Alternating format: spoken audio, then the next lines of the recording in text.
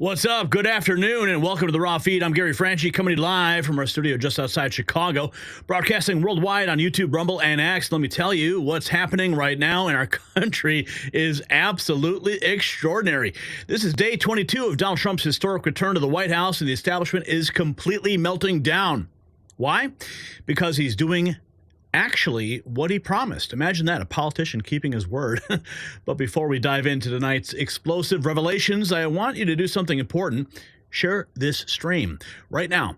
Text it to everyone you know in your address book. Why? Because big tech doesn't want this information getting out. They're trying to suppress us, but they can't stop direct sharing. That's how we beat the algorithm. And speaking of beating the system, we're doing something unprecedented tonight. We are broadcasting simultaneously to millions worldwide across 3 platforms, and we'll be featuring your reactions in real time. Your super chats, your Rumble rants will be displayed right here on the screen between segments. Your voice matters, and we are going to make sure that it is heard. Now, let me tell you what we are covering tonight, and it's going to blow your mind. First, President Trump has officially renamed the Gulf of Mexico to the Gulf of America. The left is, of course, predictably losing it, but that's just the beginning. We've got shocking new evidence about Pennsylvania Governor Shapiro and what a whistleblower is saying could be the biggest political scandal since JFK. Then remember how they said Trump's FEMA couldn't handle disasters? Well, just wait until you see what happened in North Carolina. It's a story of efficiency that exposes years of Democrat corruption. But here's where it gets really interesting. We've obtained exclusive information about FBI agents actively sabotaging ICE raids. Yes, you heard that right. The same FBI that's supposed to protect America is working against it. And finally, Elon Musk's DOGE team. Yes, what they've uncovered about government waste will make your blood boil. Your tax dollars, billions of them, completely wasted on programs you wouldn't believe existed. But look, we can't do this alone. We need your support to keep delivering the truth. If you value independent journalism, consider making a donation through the links in the description. Every dollar helps us fight back against the mainstream media's lies. And for those who want to show their support in style, check out our exclusive Mag Avengers collection at shop.nextnewsnetwork.com. It's a limited edition, Patriots, and when they're gone, well, they're gone. We've also launched our channel memberships with exclusive perks, so join now to get special acknowledgement in the live chat and behind-the-scenes access to the Next News team. Remember, we'll be reading your super chats between segments.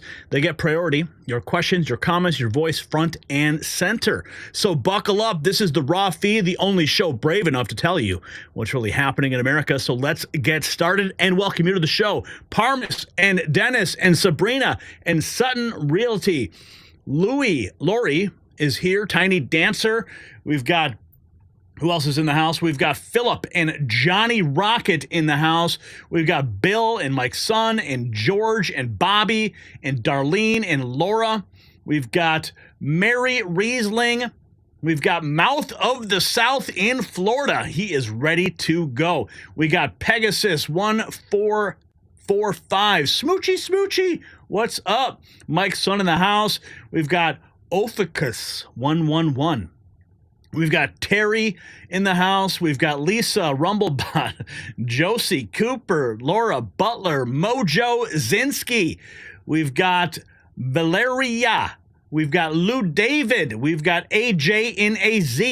We've got Beverly and Aaron and Terry and Maria and Glenda and Josie, and everybody is here. Make sure you sound off and tell everybody where you're watching from. What kind of device you are on. Snagglecat, Bill, Cass, Mark, Preston.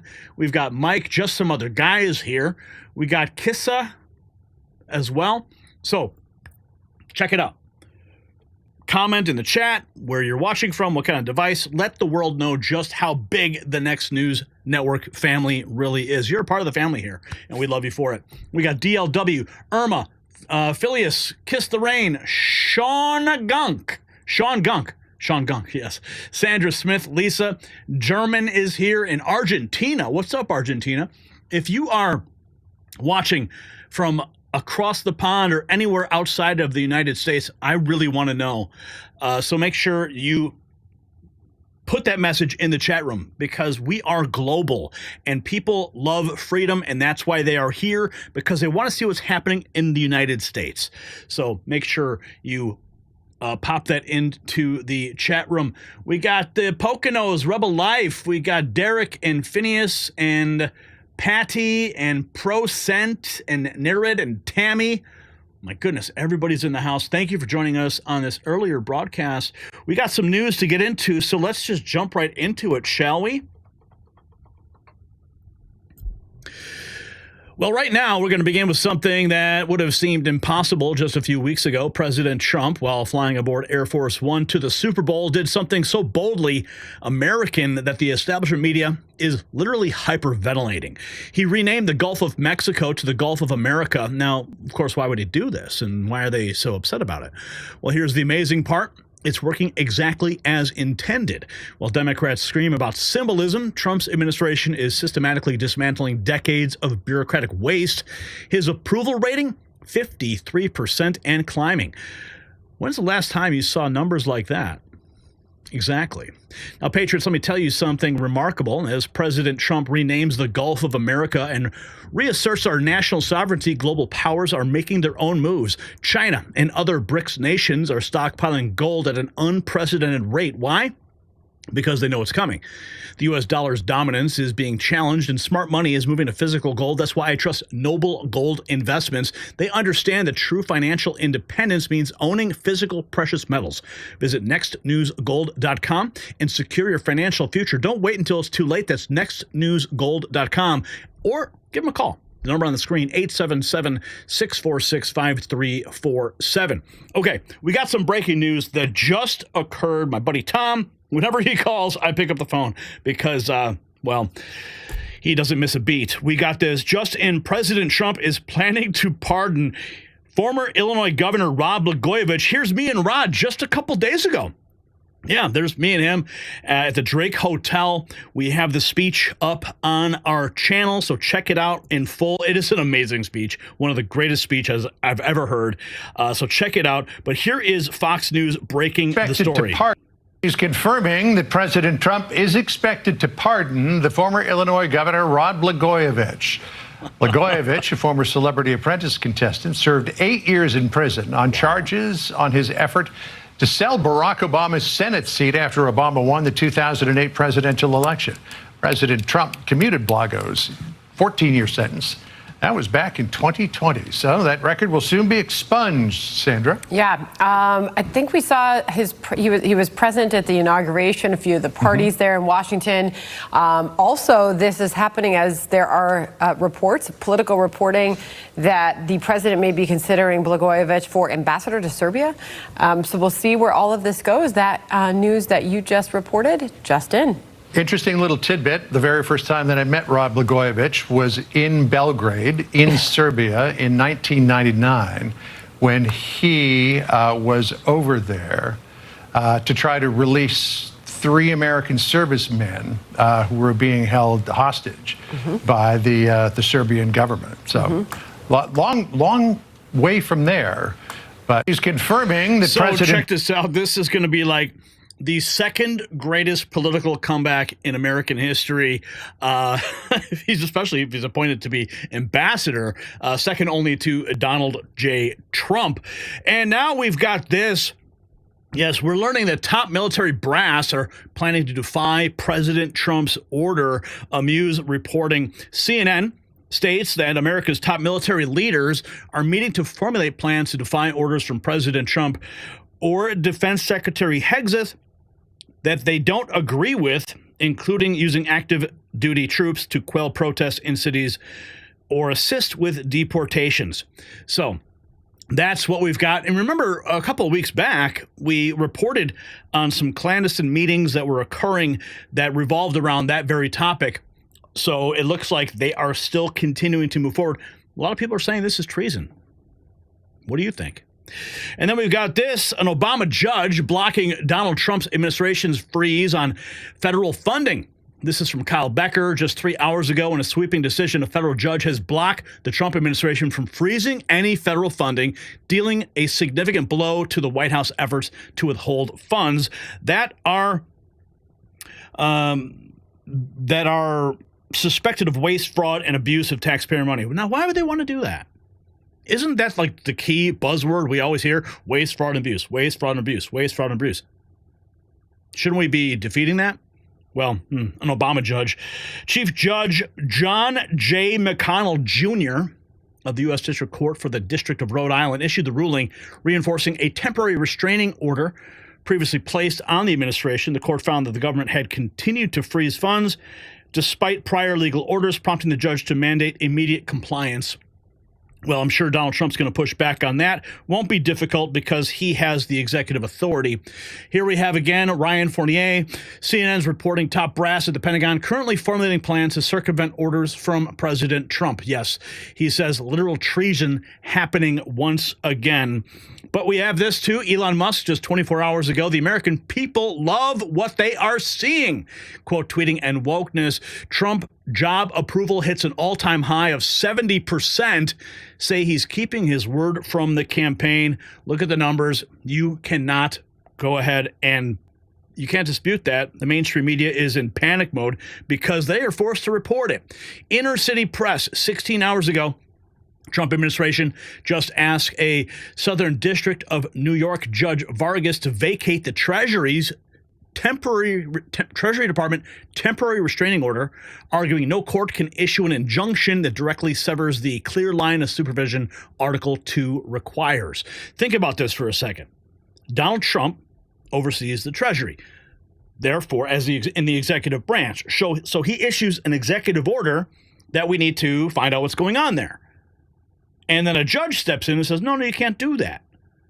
Well, it's very clear that Donald Trump has absolute oversight over his own branch. So the judiciary can't just step in and say, no. Oh, but Donald Trump's going to say, no. Buckle up. This is going to be a big fight. We're going to watch on. Continuing, the dollar here today only buys 3 cents what it could buy in 1913. That's 3,000% inflation. This is since the inception of the Fed in 1913, inflation has been over 3,000%.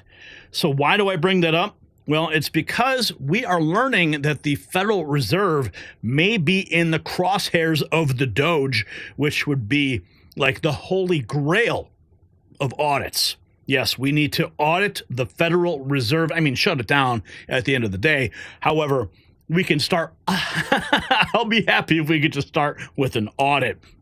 And here is the moment on Air Force One. Antonio Sabato Jr., it's official. The proclamation was signed aboard Air Force One above the Gulf of America. There is the moment. I believe we have video of that as well. Let's see if we can track that real quick for the moment that made history. Where is it? Okay, here's the, okay, here, we got the fake news demolished. We got so much in this topic. It's great. Let's see, where is it? I know I've got it here. Where are you? Where are you? There it is, boom. Right now, and we're flying right over it right now. So we thought this would be appropriate. Even bigger than the Super Bowl. This is a big thing. And almost everybody now has assented to that. Attention on board. Ladies and gentlemen, if you could please direct your attention out the right side of the aircraft. Air Force One is currently in international waters, for the first time in history, flying over the recently renamed Gulf of America. Please enjoy the flight, and we are now about to head westbound to Super Bowl 59. Wow, yeah. He did that well. That's a big Good voice. Make America great again, right? That's what we care about. Okay, here we go.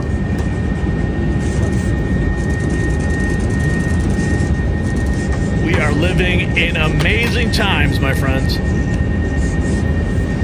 So this is a famous pen now, and we're flying right over it right now. Oh, what a time to be alive. Oh, we've got so much more in this segment. It's only 22 days into the president's administration, the new President 47. CBS poll, President Trump's approval ratings better than it's ever been. He's doing, in the eyes of the public, what he said he would do. Yeah, you know, they were biting their tongue on Assassination when they were forced to report this. In the eyes of the Our CBS poll finds that a majority of Americans, 53%, approve of the job he's doing. That's a better approval number than he ever reached during his first term in the White House. Joining us with more is our Executive Director of Elections and Surveys, Anthony Salvanto. Good to see you, Anthony. What's driving this? I will keep it simple, Margaret.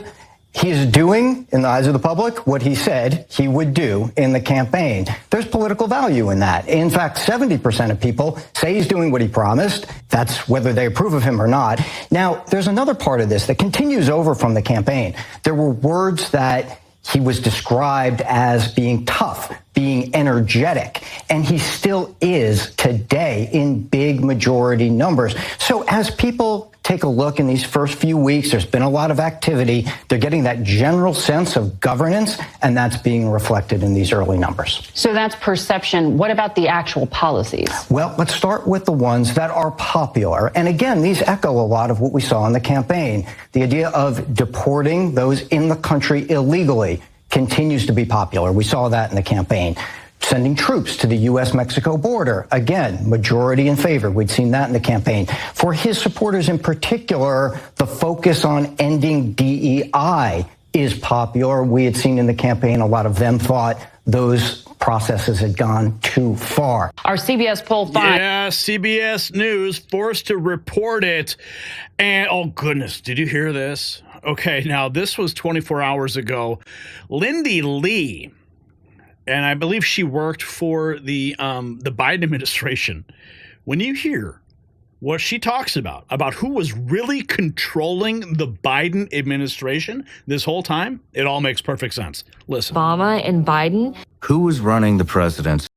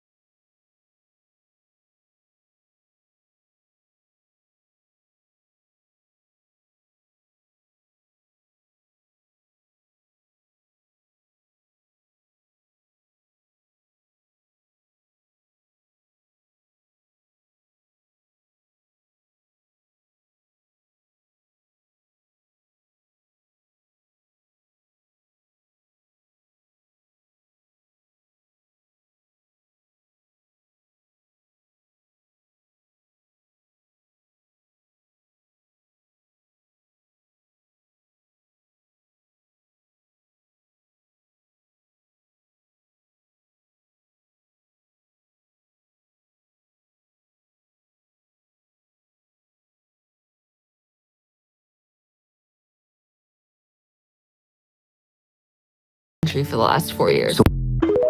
Oh, yeah, she's going to get in so much trouble, but the American people are so thankful. Here we have more ex-New York Governor Pataki backing Donald Trump's dismantling of far-left USAID. Pataki now leading a Ukraine relief fund, says Trump's move to gut USAID is long overdue. He slammed the agency as a corrupt, crony-run operation that ignored his on-the-ground humanitarian efforts. So there we have out of New York. More news we have from the 22nd day. President Trump's rapid response 47. NBC reports President Trump's historic overhaul of the federal government that is proceeding at an unprecedented pace at scale. They can't even keep up. The minute Donald Trump does something, Boom. The media reacts and he's already on to the next thing. The headlines don't even match the pace that President Trump is moving at. He is blitzing right through the mainstream media and the deep state and the radical leftists. They don't even know how to react. Well, let's hear how they're trying to do it on Meet the Press.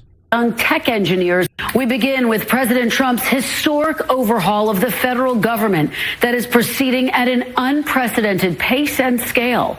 The president has tasked Elon Musk, the world's richest man, with carrying out his mission. And now Musk and his team of young tech engineers have inserted themselves into at least 17 federal agencies, according to the New York Times. 17 federal agencies. Bring it on. Let's go, baby. It is happening. Here is President Trump. Now, this was a preview that was posted by Rapid Response, a preview of Trump's Super Bowl interview talking about waste, fraud, and abuse. You say you trust. I don't know if it's kickbacks or what's going on, but the people, look, I ran on this, and the people want me to find it. And I've had a great help with Elon Musk, who's been terrific. Bottom line, you say you trust him. Trust Elon? Oh, he's not gaining anything. In fact, I wonder how he can devote the time to it. He's so into it.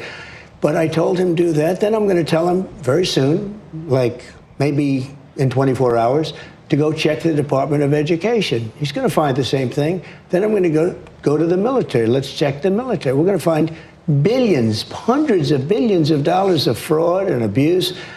And, you know, the people elected me on that. I don't know if it's... Yeah, we want him to dig it out, rout it out, and destroy it, man. Trump administration filing an emergency motion to vacate the TRO, which prohibits political appointees from accessing Treasury Department databases. Margot Cleveland posting this thread just 16 hours ago. Main focus is outrageous interference on executive oversight by political appointees, but also highlights the fact that contractors also have access to databases that everyone was screaming would be at risk if Musk had access to. Trump asked for a stay in the TRO. If the TRO isn't vacated or at least modified to seek an appeal, this is the full motion. So we're going to keep track on that. President Trump pushing back. And of course, here is your new Gulf of America. Rob Dew, our friend over at InfoWars, he had this interesting take. Somebody let the disgruntled DEI hires over at Apple know they need to change the name to Gulf of America or they are pushing fake news. Yeah, we do not tolerate fake news here at the Next News Network. Army recruiting, we're finding out now, under Biden. You remember that ad, the girl with the lesbian mothers shattering stereotypes and marching for BLM and LGBTQ pride. And we're going to show you a side-by-side of an Army recruiting ad under Trump. Masculine dude working out, staying strong. People are harder to kill. America is back. The contrast couldn't be clearer. But she tapped into my... Although I had a fairly typical childhood, took ballet, played violin, I also marched for equality. I like to think I've been defending freedom from an early age. When I was 6 years old, one of my moms had an accident that left her paralyzed. Doctors said she might never walk again. But she tapped into my family's pride to get back on her feet, eventually standing at the altar to marry my other mom. With such... Yeah, that's pretty much all you need to see there. But here is what it looks like now. This is the new America as it should be.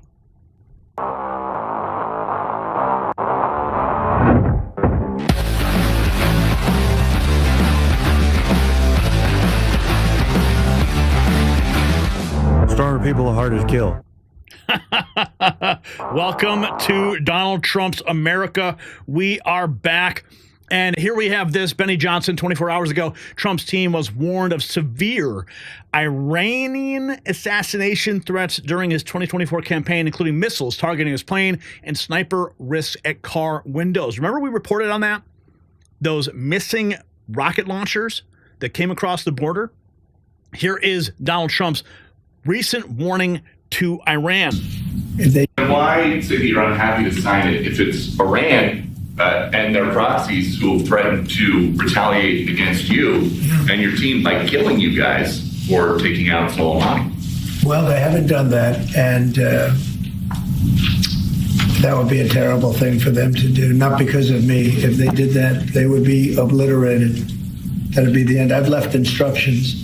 If they do it, they get obliterated. There won't be anything left. And they shouldn't be able to do it. And Biden should have said that, but he never did. I don't know why, lack of intelligence, perhaps. But he never said it.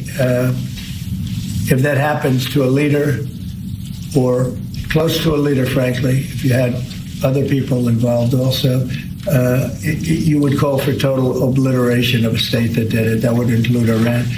So I'm signing this, and it's a very powerful document, but hopefully we're not going to have to use it. Why say that you're unhappy to sign it if it's Iran? Oh, we will obliterate them. Here is Rapid Response 47, 23 hours ago. Happy Gulf of America Day. Here is the official proclamation by the President of the United States. So mark your calendars. Every 9th of February is now officially Gulf of America Day by the President of the United States of America, a proclamation. Today, I am honored to recognize February 9th, 2025 as the first ever Gulf of America Day. Change your calendars, update everything. Oh, did you see this? You know, we've got this, all this talk of, you know, Trump's actions, and we have the DOGE taking action with Elon Musk. Well, this just happened 5 hours ago. Steve Gruber posting on the left, they're preaching violence. Here's Reverend Dr. Steve Caudle of the Greater Second Missionary Baptist Church in Chattanooga, Tennessee, calling for violence in response to Elon and DOGE cutting government waste. You guys are good. You guys just listen. Social Security check. And in this nation, I'm worried that we are on the verge of bloodshed. This is an attempt to take us back to a day that we do not want to go, and we will not go. So therefore, there will be conflict. I pray that the peace of God will win out and overcome the madness that is attempting to take over this nation. And I will say to you, beloved, no one likes violence, but sometimes violence is necessary. When Elon Musk forces his way into the United States Treasury and threatens to steal your personal information and your Social Security check, there is a possibility of violence. Sometimes the devil will act so ugly that you have no other choice but to get violent and fight. Wow. Well, someone might say, now, Reverend, you know you shouldn't be talking about violence. This isn't the Christian thing to do. Well, I will say, why not talk this way? Because Jesus did. Jesus said in this key verse, didn't it? The kingdom of heaven suffers what? Violence. And the who? The violent take it by force. The kingdom of God is a war zone. It is a battlefield. You did know this, right? And in this nation, I'm worried that Wait a second. I think he's misinterpreting that scripture. The kingdom of heaven suffers violence, okay, and the violent take it by force. I don't think the scripture is advocating for that type of action. You know, correct me if I'm wrong here, but now we've got this from Pete Hegseth issuing a memo on prioritizing military excellence and readiness on day 22 of this great administration.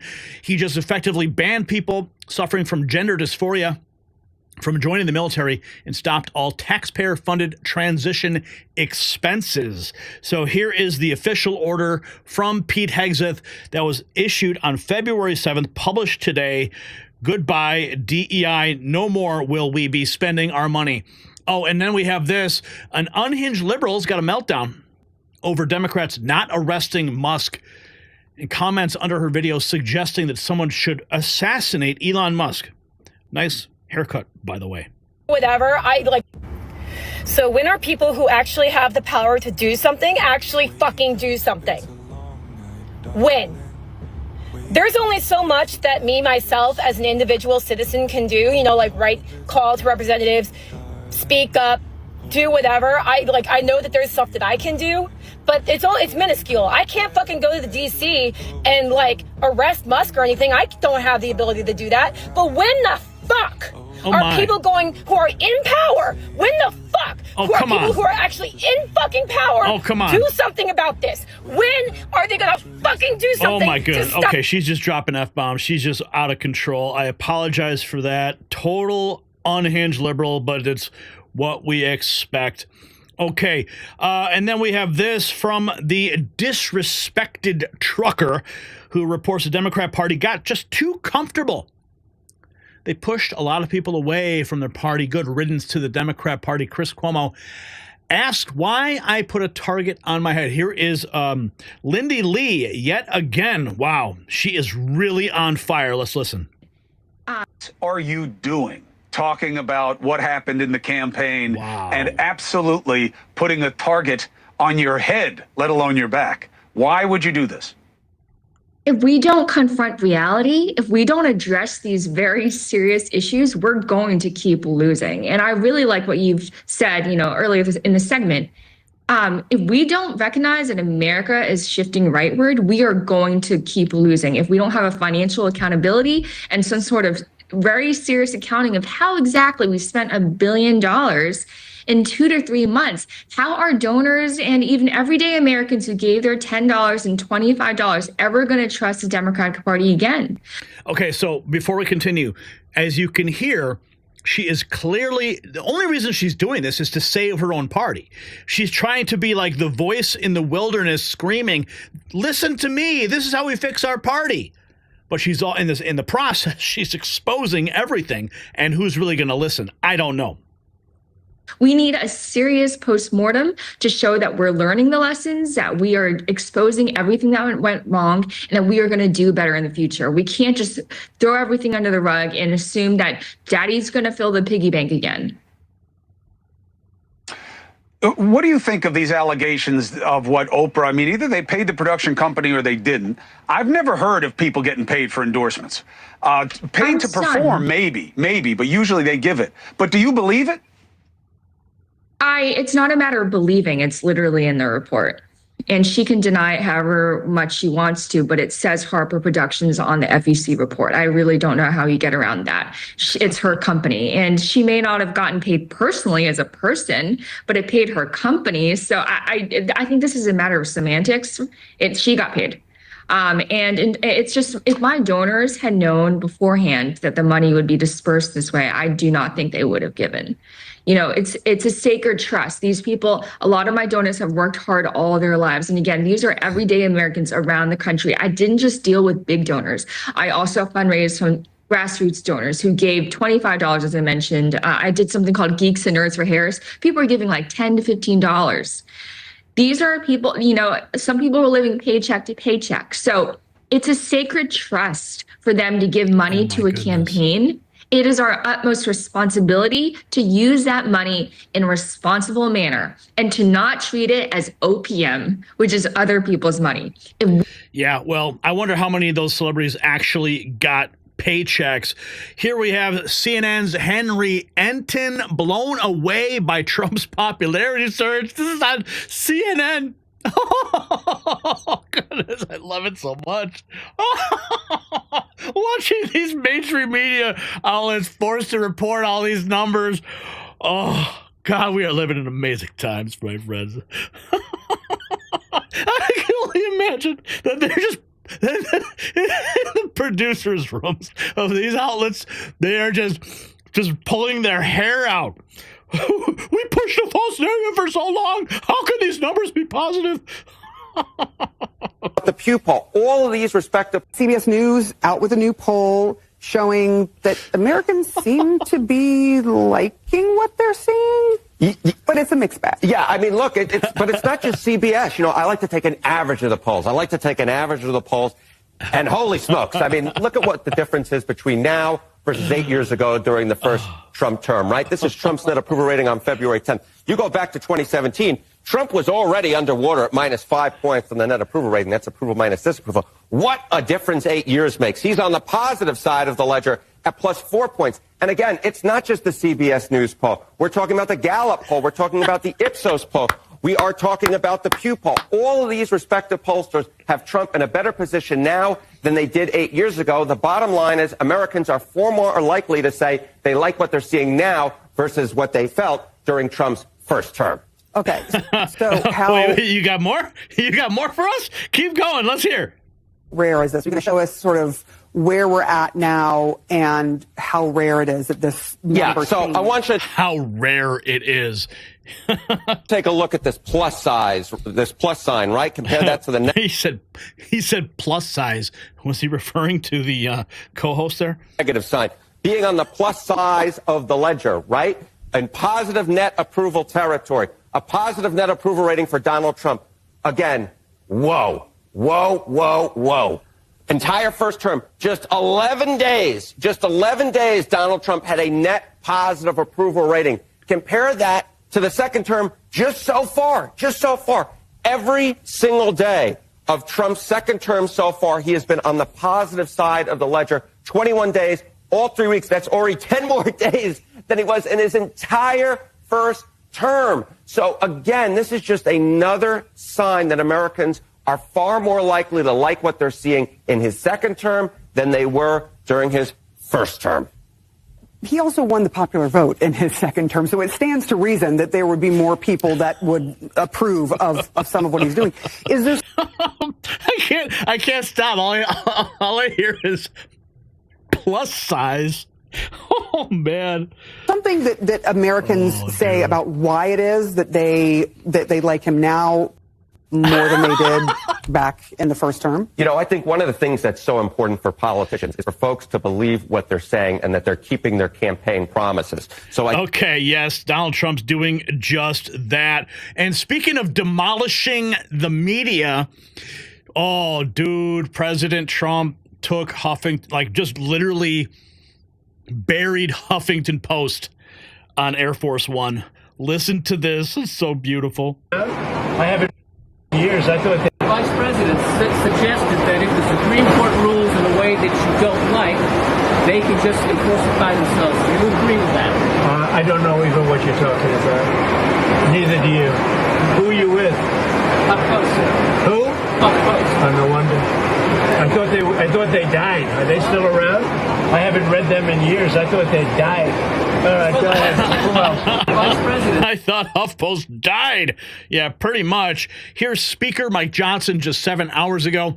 President Trump is working around the clock for the people and doing exactly what he said he would do. Elon Musk is performing a vital public service with the DOGE. The president has a very... Anything you would voice as concerns, separation of powers, what's going on in the executive branch? Look, I'm a lifelong advocate and guardian of Article 1. There's a reason that the legislative branch is listed first in the Constitution. The founders intended for us to be the ones that, drive the agenda. But the executive branch, the president has a very important role. The Dean is not wrong. President Trump has done more than any president in our memory, probably in the modern era, maybe in the whole history of the country, right out of the gates. Why? Because he knows exactly what he wants to do, what he needs to do, and what the American people gave him a mandate to do. So I'm not uncomfortable with the pace of this. He's fulfilling all of our campaign promises. What about the substance of it? Well, the substance is what the American people demand and deserve. This idea, all the controversy about Elon Musk helping us out, they're going through to find efficiencies. There has been massive fraud, waste, and abuse of the American taxpayers' dollars, and this is the best way to do it. You bring in effectively an outside auditor, and that's what Elon and the team are doing. And what they are uncovering is incredible abuses of the public fisc. And so we applaud that. We're supporting it, and we're going to back it up with legislative action to make sure we codify these changes so that it's more lasting than just one administration. Oh, yeah, bring it on. And here is Rapid Response posting this 24 hours ago. Deranged Chris Murphy out of Connecticut thinks cutting off taxpayer funding for sex changes in Guatemala is the most serious constitutional crisis the country has faced since Watergate. Yes, this is the narrative that they're pushing now. This is the most serious Listen, I think this is the most serious constitutional crisis the country has faced, certainly since Watergate. The president is attempting to seize control of power and for corrupt purposes. The president wants to be able to decide how and where money is spent so that he can reward his political friends, he can punish his political enemies. That is the evisceration of democracy. Listen, I think this is the most serious actually, it's called oversight of the executive branch. And here we have this from George Beasy, the French President Emmanuel Macron is now begging President Trump not to impose tariffs on European nations. Well, you might just get them. What is the concern of President Trump? And you know that we have a very good relation and we speak very regularly. He says, I'm not happy with the situation with Europe because I have a trade deficit. When you look at the situation, my first question to the US, is the European Union your first problem? No, I don't think so. Your first problem is China. So you should focus on the first problem. Second, Europe is an ally for you. If you want Europe to be engaged on this more investment on security and defense, if you want Europe to develop, which is, I think, the interest of the US, you should not hurt the European economies by threatening it with tariffs. Third, the integration of the value chain between US and Europe is super high. What does it mean? It means if you put tariffs on a lot of sectors, it will increase the costs and create inflation in the US. Is it what your people want? I'm not so sure. Fourth, keep crying. Get ready because they're coming. Here is the New York Times. They think that these are negative headlines for us on their front page. Stephen Chung of the administration says, but the joke's on them. We want these headlines because this is exactly what Americans voted for, to ensure taxpayer dollars are spent wisely and that the government works for the people. Yeah, look at this headline right here. Can you see it? Young enforcers carry out blitz on bureaucracy. And you can see the image of the U.S. Agency for International Development, or USAID, and their letters being removed from the building front and the logo on the glass covered up. Yeah, that's what America wants. Cut the bureaucracy. We've also got this. This is 24 hours ago. Benny Johnson reports based ex-NFL cornerback Adam Jones wore a MAGA hat to the Sports Illustrated red carpet. Let's take a look. And I think that's going to be very excited. Yeah? I'm excited that he's the president, too. What do you like about it? Everything but like, I'll just tell him 95.9% things that he's saying I agree with. The only thing I don't agree with is the women rights thing, and I think that's going to be worked out in the coming future. How do you think of he's done in the early days of his office? Doing good. Hell yeah. You ain't happy? We about to tax everybody. Trump was so bored at the halftime show for the Super Bowl that he decided to get to work by ordering the Treasury, to hear about this, to stop producing pennies. We have a once-in-a-generation president on our hands, my friends. George Beasy tweeting that. Now, if you remember, we reported that it costs 3 cents to produce 1 penny, and Donald Trump, he's like, nah, we're done with that. Far too long. The United States has minted pennies, which are literally costing us more than 2 cents. This is so wasteful. I've instructed my Secretary of the U.S. Treasury to stop producing new pennies. Let's rip the waste out of our great nation's budget, even if it's 1 penny at a time. Oh, yes. Oh, and people are celebrating Defiant L's. This young lady says, I'm no longer the stupid brainwashed liberal I used to be when I was 19. Yes, America is waking up. The youth is waking up. I don't give up. I don't care. It's happening. I'm crashing out. I'm crashing out. I'm done, okay? I blew up on this godforsaken clock app when I was like 19 or 20 years old, okay, back then. Keep in mind, it has been 4 to 5 years and life has hit me like a fucking truck, okay? I'm no longer the stupid brainwashed liberal that I used to be when I was 19. And I am being hated on so much for simply changing sides. And I'm done. I'm so tired of my old fan base. I don't give a fuck about your identity politics. I voted for Trump and I hate fat people. Whoa, okay. Well, apparently she's a TikToker and she is definitely seen the light. And then we have this, Julie Kelly, Valley Girl Weissman, who just lost his security clearance, admits that the FBI agents were taken off real crimes to investigate J6 protesters and praises D.C. judges for thwarting President Trump's executive orders. Yeah, Weissman, among others, having their security clearance revoked. That it was. Why isn't Chris Wray all over Fox News saying, I led the department, no one freelanced, it went out on a case, I made them do it, I made the call that these were crimes worthy of investigating. And I'm not saying he belongs on this show, but why isn't he all over television defending his workforce? Well, that's a great question. And I think, agree that he should not have stepped down. That it was a sign of that the Justice Department doesn't have and the FBI doesn't have this sort of apolitical history per the, Congress has a 10-year term. That's supposed to mean that it's regardless of sort of president. And by stepping down, he was really saying that's really on paper only, and each president should just have a new person. President Trump is going to hold him accountable. All right, that's why he stepped down. But of course, he cannot run and hide, even if he does step down. We've got some more news in this glorious 22nd day of President Trump's administration. Let's continue to break it all down for you. What else have we got here? This is... here we have, man, there's so much. It's like, it just keeps like refreshing. I apologize. Okay, why does it stop? Come on. I want to show you this clip and go. Oh, what the heck? Come on. All right, we're almost there. Goodness. Okay, hang on. Hopefully it doesn't reset itself again. And almost. God, it keeps resetting itself. I'm not sure why it's doing that. I apologize, but let's see if we can. There. I don't know. Okay, well, we've got so much happening in the country right now, and I am just here for it. I want to get that clip for you because it is awesome. Let me just pull this thing up again in another way. Not sure why it's not loading correctly. It leaves an impression. That's crazy. Looks like here we have a clip. Yeah, they didn't even spell Trump. They can't even spell Trump correctly when they try to deface property in Washington, D.C. Here is Scott Jennings 24 hours ago.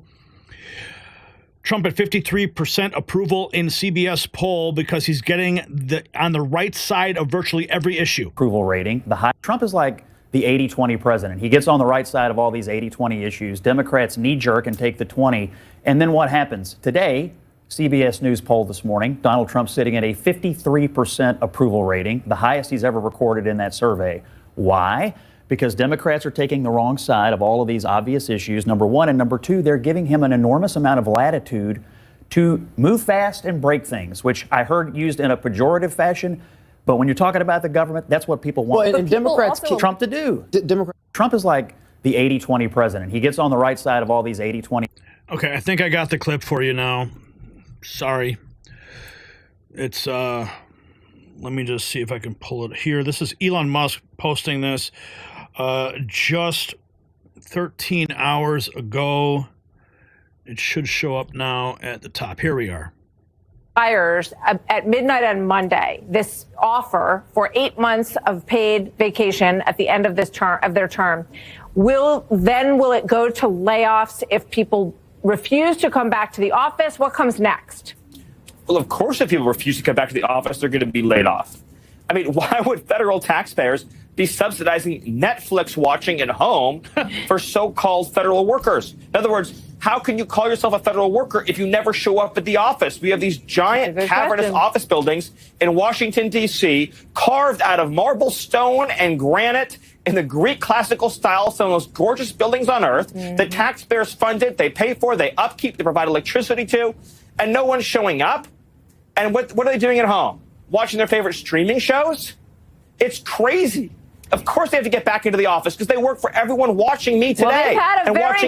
Now, if you recall, what he's talking about is specifically when President Trump said you guys can just send a reply to our email. You can just enter the word resign in the subject line and you can get a golden parachute. 8 months, severance pay, you're good to go. Have a nice life. Last checked, I believe there was 50,000 government employees that had accepted that offer, and they're going to continue to make good on that offer. So much happening in America, and I'm just here for every single second. I want to make sure I got everything here because there was a few clips here that just didn't want to load correctly. We're doing the best we can. I think we got everything here. Okay, let's rock and roll, America, because this is only day 22 of Donald Trump's return to power. President Trump has done more than just rename a body of water. He sent a clear message to the world that America First isn't just a slogan, it's a reality. His approval ratings are soaring because Americans understand what he's doing. He's dismantling the bureaucratic state piece by piece, while the media obsesses over symbolism. They are missing the point entirely, aren't they? And here's the question they won't ask. If a simple name change can trigger this level of meltdown from the establishment, what does that tell you about their real agenda? Think about it and let us know your thoughts in the comments below. And don't forget to check out our exclusive Mag Avengers collection at shop.nextnewsnetwork.com because true patriots wear their values proudly. All right, folks, we are not done yet. This is only the first segment of our afternoon live stream on the Raw feed. Let's take a look. What's going on over at the White House right now? Here it is, a live shot of the glorious building where President Trump is kicking ass all day and taking names. That is an actual live shot right now of Washington, D.C.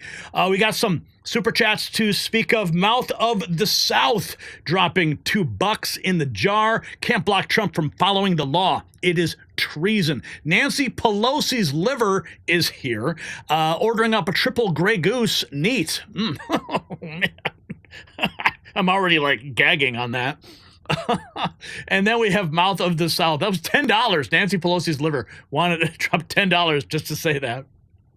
Mouth of the South rounding it out to $5 with another super chat saying they're big mad. They're losing their meal ticket. Well, I am certainly here for that too. And I know you are. Let's continue. We got more to get to. Let's see what you guys are saying in the chat.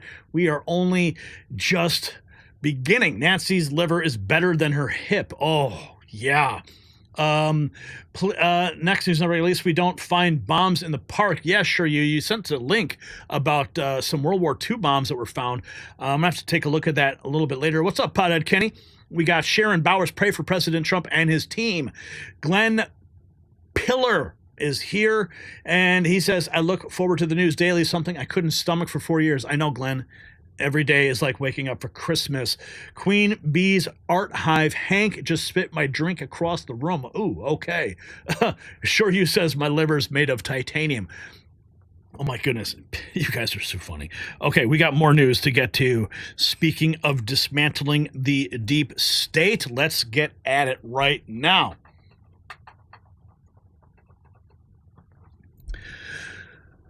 I got something fascinating here.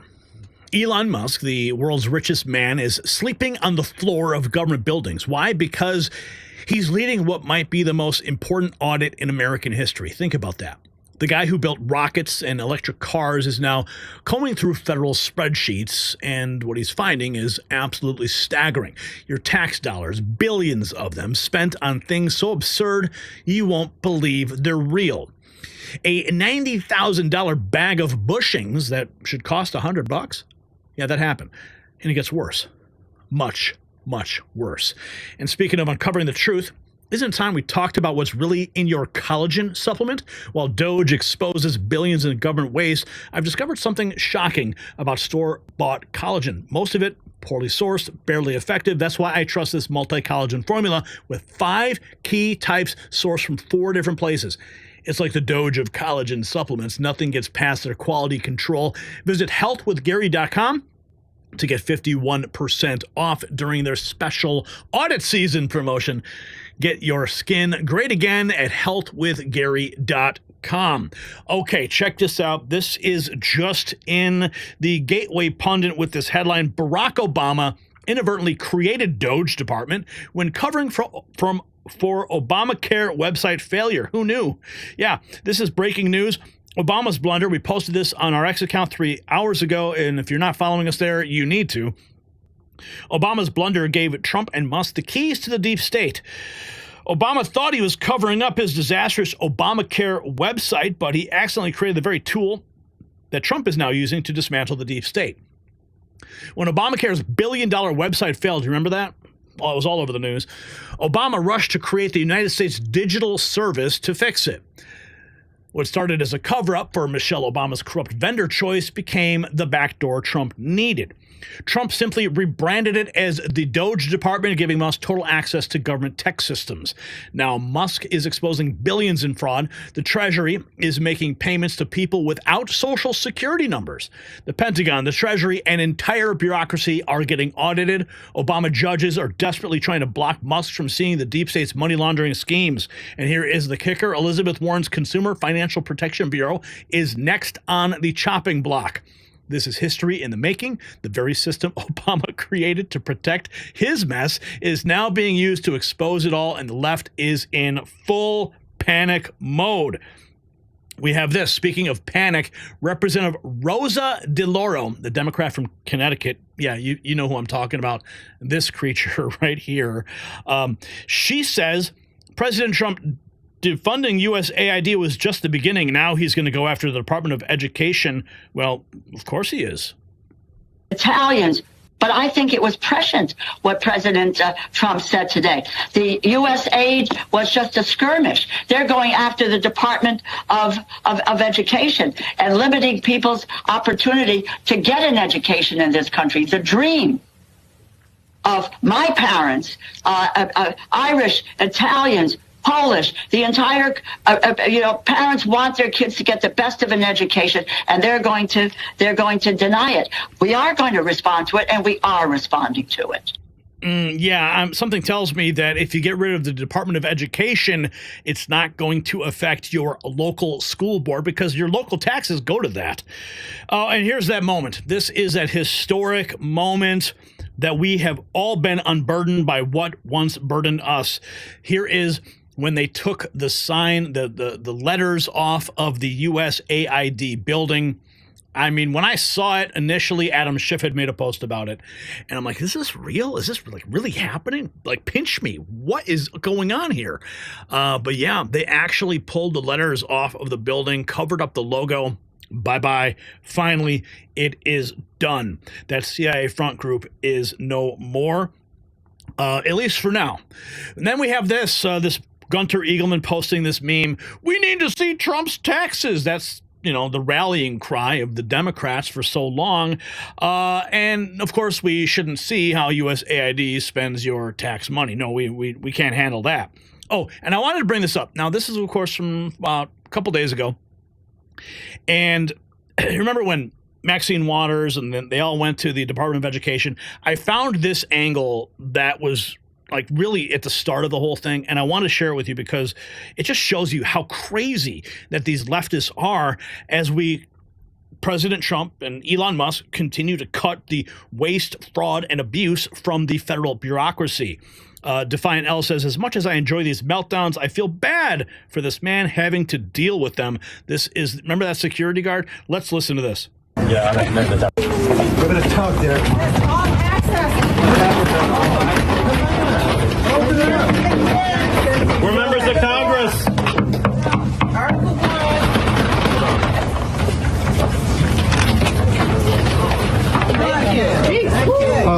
We're members of Congress. We're members of Congress. I have coming in. Who are you? You're not coming in. Who are you? Who are you? Who are you? Who are you? Who are you? Who are you, sir? Do you have business here? Yes. I sent the Assistant Secretary a letter alerting her that we would be here today, and we've asked her for a meeting.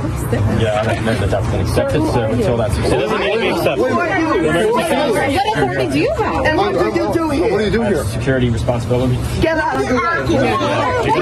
We pay for your job. We pay you. We're members of We pay you. We're members of Nobody has accepted a meeting.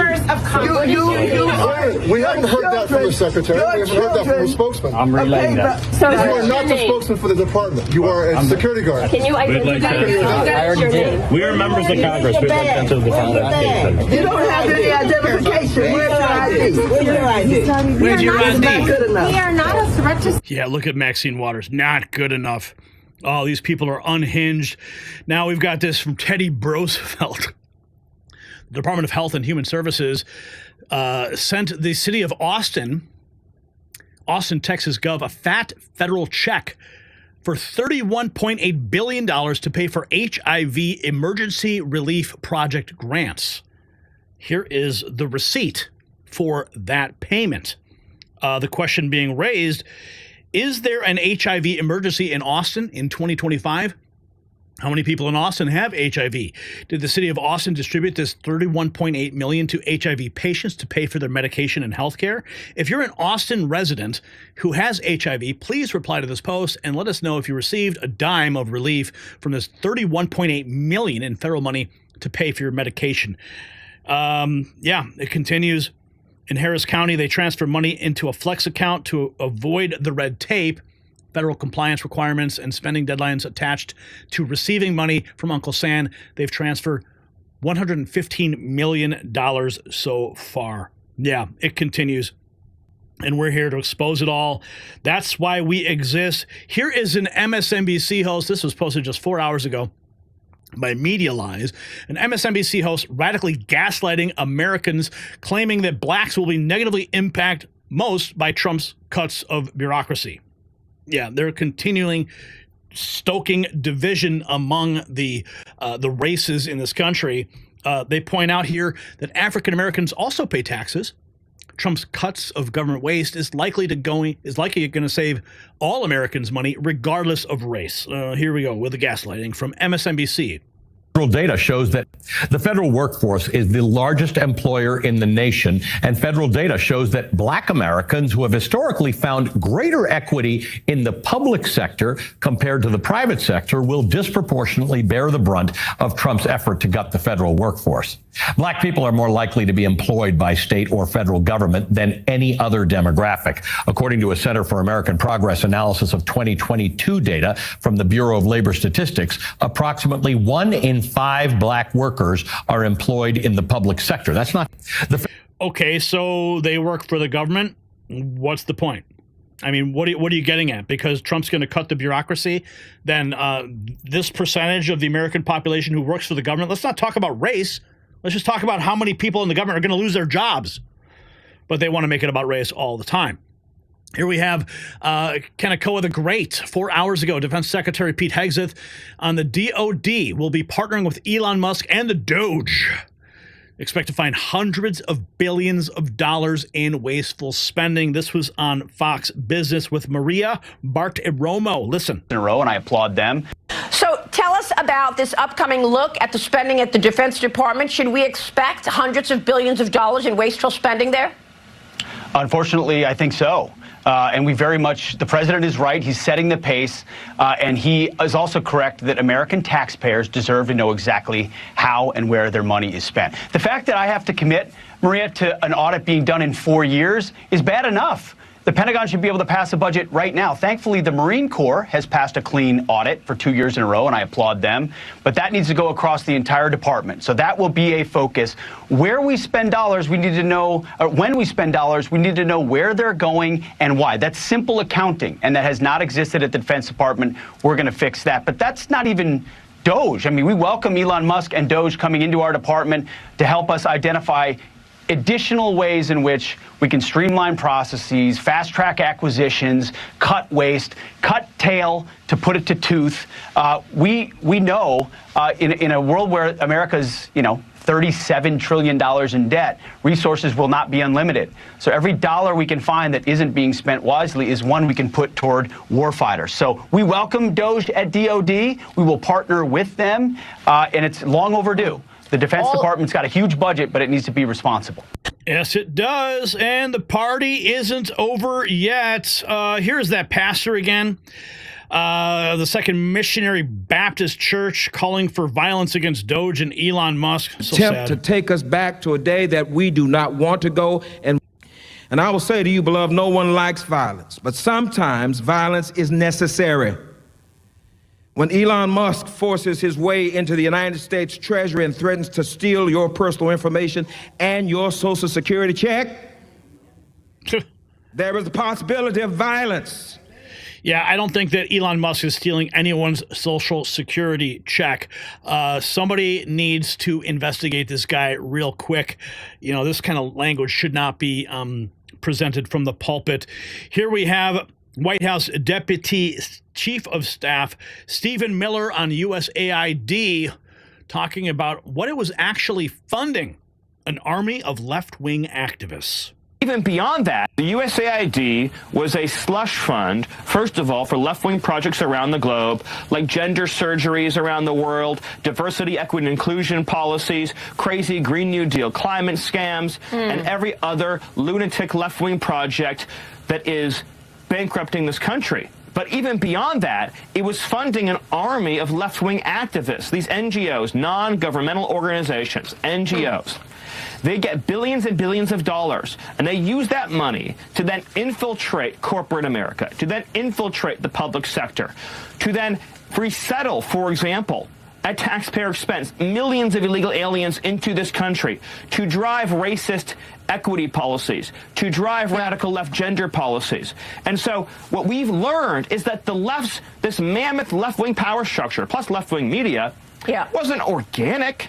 It wasn't created naturally. It was funded by taxpayer dollars. And that is why they are screaming and screeching so loud now, is because President Trump is cutting off the slush fund to the organizations that hate and hurt America. The U.S. Game over. It's all getting exposed in real time every single day. Here we have Elon Musk posting this 24 hours ago. Secretary of Defense Hegseth is driving hard for a comprehensive overhaul that strengthens the U.S. military and improves the lives and combat power of the United States soldiers. He was quote tweeting America and the video from President Trump's interview on Fox for the Super Bowl. Listen. And I've had a great, I don't know if it's kickbacks or what's going on, but the people, look, I ran on this, and the people want me to find it. And I've had a great help with Elon Musk, who's been terrific. Bottom line, you say you trust him. Trust Elon? Oh, he's not gaining anything. In fact, I wonder how he can devote the time to it. He's so into it. But I told him do that. Then I'm going to tell him very soon, like maybe in 24 hours, to go check the Department of Education. He's going to find the same thing. Then I'm going to go to the military. Let's check the military. We're going to find billions, hundreds of billions of dollars of fraud and abuse. And, the people elected me on that. I don't know. Oh, man, it's all getting exposed. One piece of bureaucracy, one agency at a time. Culture War posting this, replying to Chief Nerd. She has no idea what she's talking about. She's a phone crisis actress like AOC. Bill Gates and his organization are a constitutional crisis that needs to be shut down Monday morning. Bill Gates' vaccine organization, Gavi Alliance vaccine promoter, was awarded $4 trillion? Almost $5 trillion. What? Come on. Are you serious? What? What? That's ludicrous. Oh my. Look, $5 trillion. Worried. Mr. Gates, you Here's Gates. also called Elon Musk's political influence abroad quote, insane, along with another word we can't repeat here. But what's your take on his political access and influence here in America right now? Well, Elon, his private sector work, has been very innovative, really fantastic. A lot of private sector people, when they get into government, they don't take the time necessarily to see what the good work is or why it's structured the way it is. So I'm a little worried, particularly with this USAID stuff. My foundation partners with USAID on nutrition and getting vaccines out. And, there's incredible people. They're not actually worms that work there.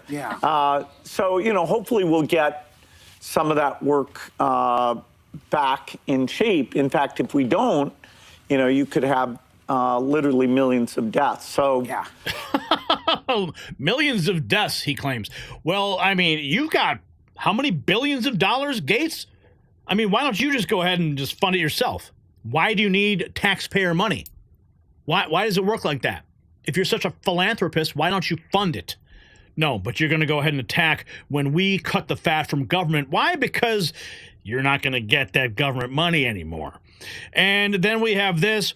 The New York Post reports Trump is purging the deep state. Security clearances have now been revoked for Anthony Blinken, the ex-Secretary of State mastermind behind the Dirty 51 Intel op that lied about Hunter's laptop. Letitia James, New York Attorney General who weaponized lawfare. This is straight from the New York Post. New York Attorney General weaponized lawfare to destroy Trump with bogus civil fraud case. Alvin Bragg, Manhattan DA, who led the politically motivated hush money prosecution. Jake Sullivan, Biden's national security advisor, deep in the Trump-Russia collusion hoax. Lisa Monaco, Biden's deputy attorney general, helped orchestrate the DOJ witch hunts. Andrew Weissman, Mueller's Russiagate hatchet man, now an MSNBC shill. Mark Zaid, the CIA lawyer who pushed the Trump-Ukraine impeachment scam. Norm Eisen, the Dem impeachment puppet master who worked to take down Trump. The gloves are off, and Trump is draining the swamp like never before. Oh, the party keeps going, folks. I love this. This is the greatest news cycle in the history of my life. Here we have this from Liberalcrat on X. Love seeing people waking up to what the Democrat Party has become. The more DOGE uncovers, coupled with all of the president's wins, we're only going to see more people leave the Democrat Party and join us at MAGA America First. Let's watch this. All right, looks like she is ready to say, well, I'm walking away. I'm walking away, putting on my MAGA hat. There it is. Bye-bye. Bye-bye, Democrat Party. What else have we got here? USA. Oh, this was wonderful. I mean, not wonderful, but like wonderfully exposed. I was shocked beyond belief, but I wasn't surprised, to be honest with you. Geiger Capital posting this 48 hours ago. USAID took $500 million, $500 million in taxes from Americans, and sent it to an NGO called Internews Network. They work with 4,000 plus outlets to, quote, train journalists and tackle disinformation. It's led by Gene Borgalt, who makes $500,000 a year. It's a literal state propaganda network. WikiLeaks, he was quoting WikiLeaks. Here, look at this. This is it. This is the building.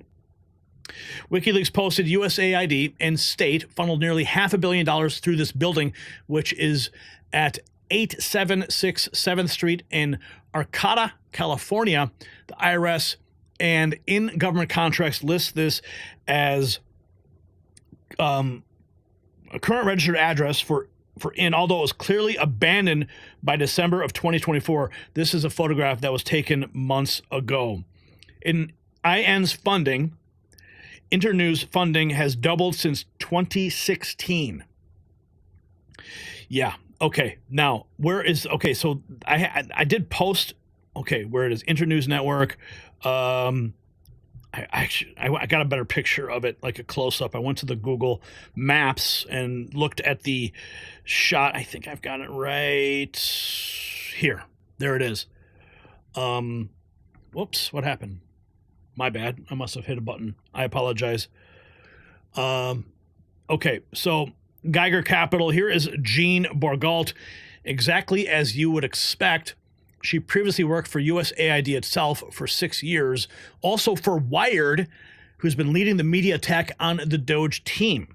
Here she is, and at the bottom of her bio, it says worked for the U.S. Agency for International Development.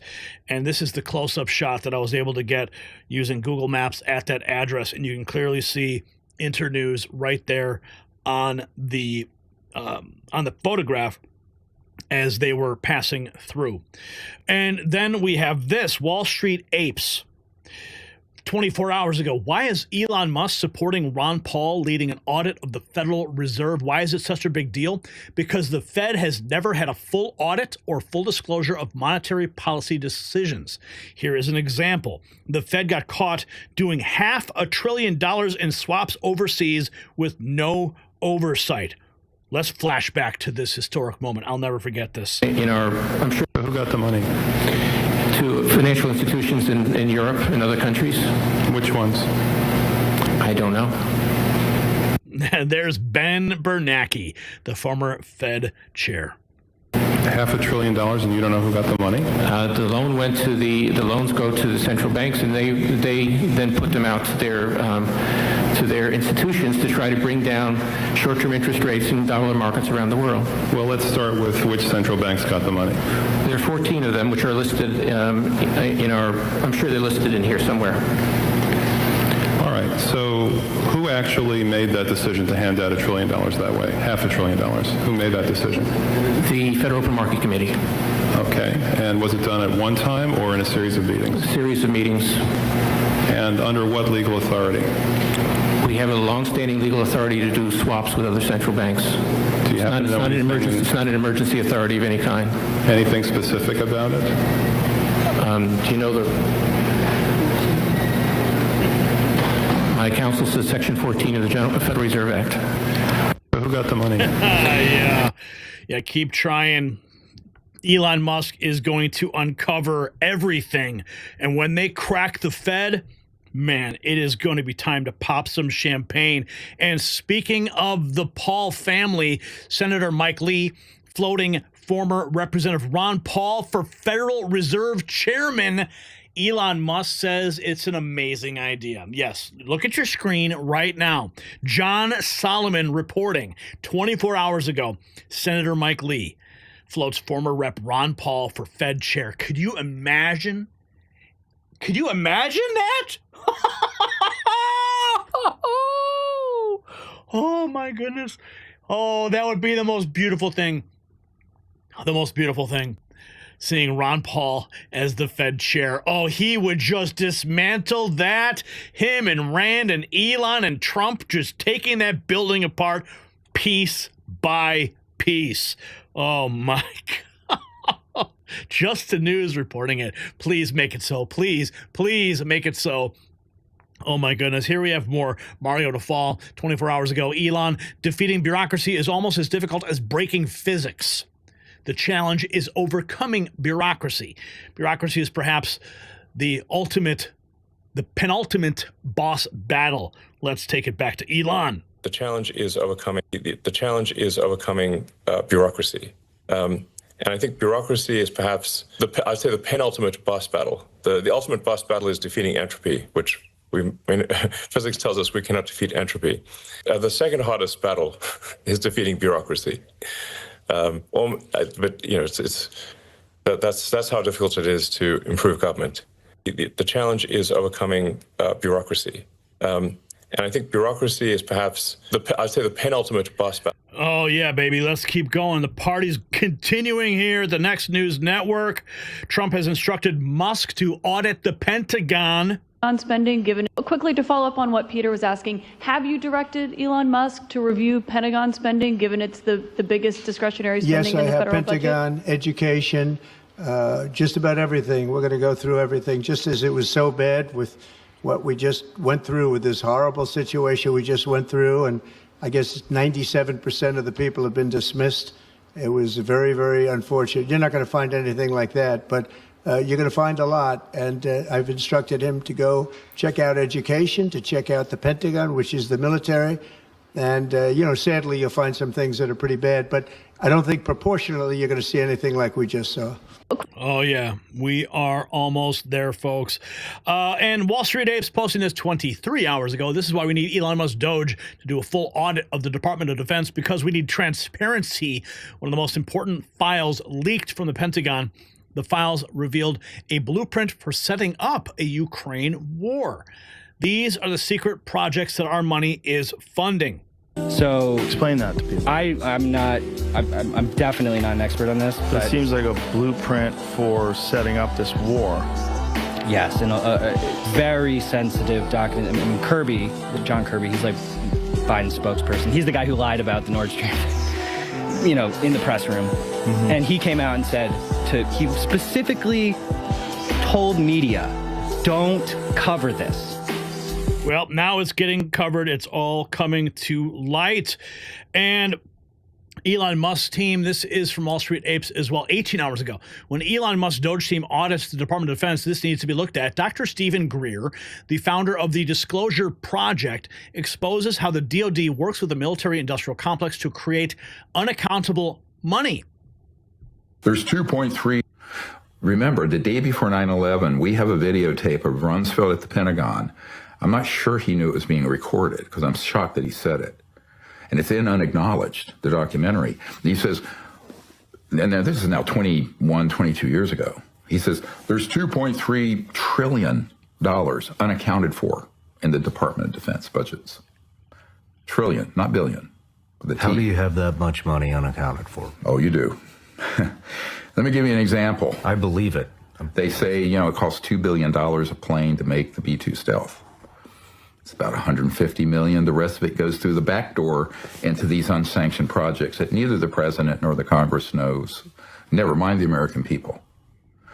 Multiply that across the whole system. So we'll get into this in a moment. There are other more creative ways of this organization, this secret, illegal. That was Stephen Greer on the Sean Ryan Show. Here we have the Doctrine of Common Sense. Western Lensman posting this 24 hours ago. Doctrine of Common Sense. Scott Jennings forced to educate hyperventilating Democrat activists, insisting that Elon has gone rogue. No, I'm terrified. He's not acting, as Scott likes to say, on behalf of the president. He is acting on behalf of himself. And I think people should be very scared about that. You're terrified that the FBI might have the internet? I mean, I'm terrified. I'm terrified that Elon Musk is putting people in federal agencies to figure out business opportunities for him. I think and you know that's true, Scott. This is the richest man in the world. This man, that's concerning. And he's like sleeping on on the floor of a government office building 7 days a week in order to help this government. The spending is interesting. We're not going to balance the budget based on these spending cuts, although some of this stuff is patently, objectively ridiculous. And when I see Democrats rushing out to defend some of the things that, that he's cutting, I mean, it makes the Democratic Party sink to very low levels. But what I see him actually doing, and the most important thing he's doing, is enforcing the doctrine of common sense. This was the doctrine that Trump laid out in his inaugural address. What is the ideology of the Republican Party right now? It is best described as enforcement of common sense. We have uncommon nonsense on the left, and we have common sense. And when you look at what the government is doing, agency after agency, and spending some of our money, we're not going to balance it on a $79,000 grant here or there, but we are going to restore common sense, and that's the point. Well, if Republicans were serious about balancing the budget, then they should put forward a tax that doesn't explode the deficit. So if we want to have that conversation, we can have it. Democrats because balance the budget because that's just not where the Republicans are. You're for higher taxes. But I think that you want to continue. I'm for a tax code that doesn't explode the deficit and actually benefits working people and business, and not just. How about no tax code? That would be fine with me. Here we have the U.S. Air Force. To define, this is 48 hours ago. U.S. Air Force is paying $90,000 for a bag of bushings that normally costs under $100. This, Mr. Secretary, is a bag of bushings. This bag of bushings, stamped out by machinists, don't need a high school diploma. It's not anything high tech about this. All of this bag is compliant with the FAA specifications. How much do you think the Air Force pays for this bag of bushings? I don't know, Congressman. $90,000. This is a $90,000 bag of bushings that you need for any jet turbine engine just to operate. So the exorbitant cost due to DoD only buying commercial parts from the OEMs, which is essentially sole source, is literally driving us out of business. I mean, the interest on our debt alone is now exceeding, for the first time in American history, the entire defense budget. We can't afford it anymore. This $90,000 for a bag of bushings. And here we have Ilhan Omar. She says we're in a constitutional crisis because her beloved USAID is being defunded. Oh, no. Congress is. Yeah, I mean, what we are witnessing is a constitutional crisis. We are seeing an executive branch that has decided that they are no longer going to abide by the Constitution in honoring Congress's role in the creation of the agencies, in their role in deciding where money is allocated. Yeah, I mean, what we are. Yeah, maybe just report to prison. Here we have Alex Jones. The DOGE is coming for the Federal Reserve. President Trump orders Elon Musk to attack the globalist mothership.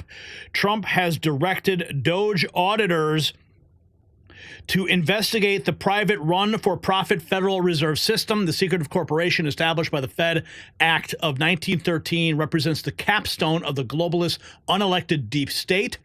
Fed Chairman Jerome Powell has publicly pledged to disregard Trump's authority, setting the stage for a major upcoming confrontation.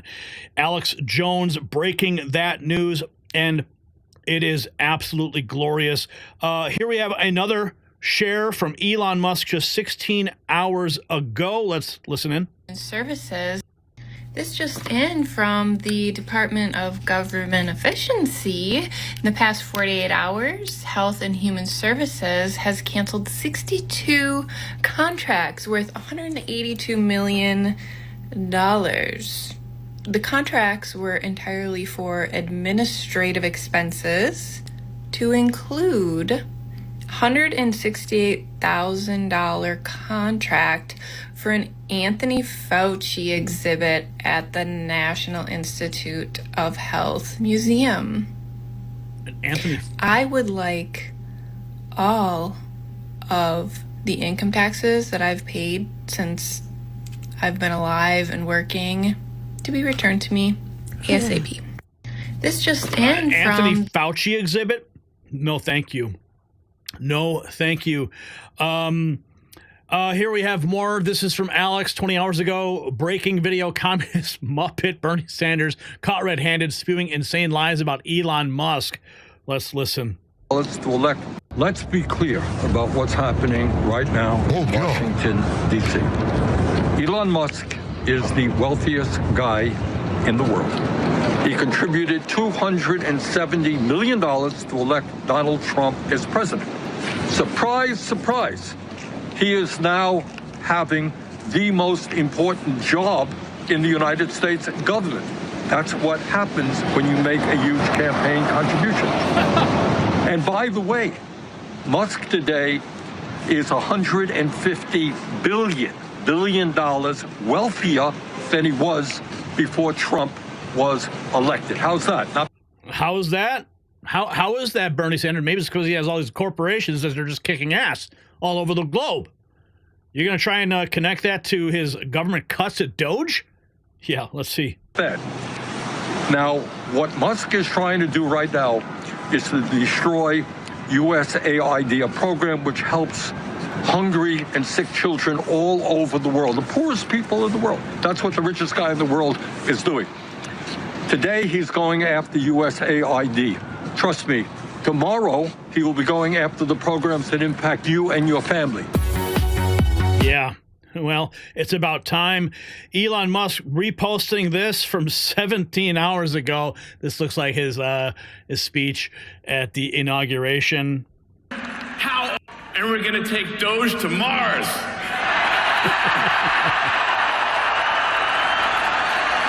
I mean, can you imagine how awesome it will be to have American astronauts plant the flag on another planet for the first time? Yeah!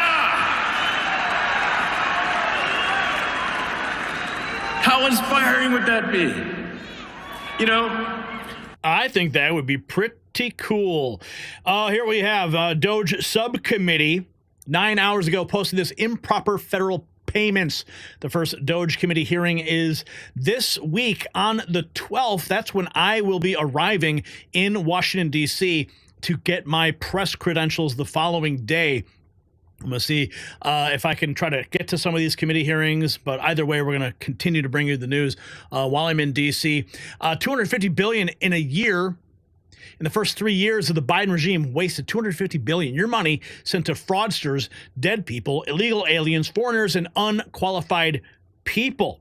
What do we have here? This is from the DOGE subcommittee.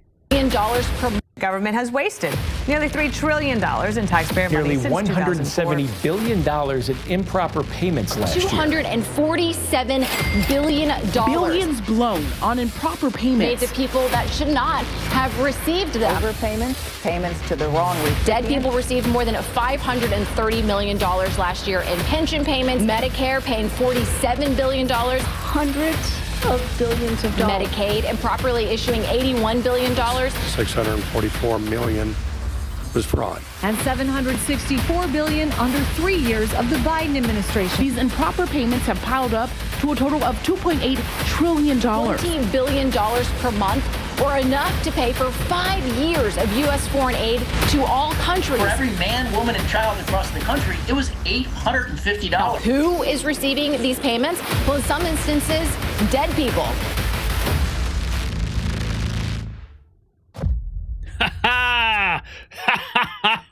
Thank you, Jesus.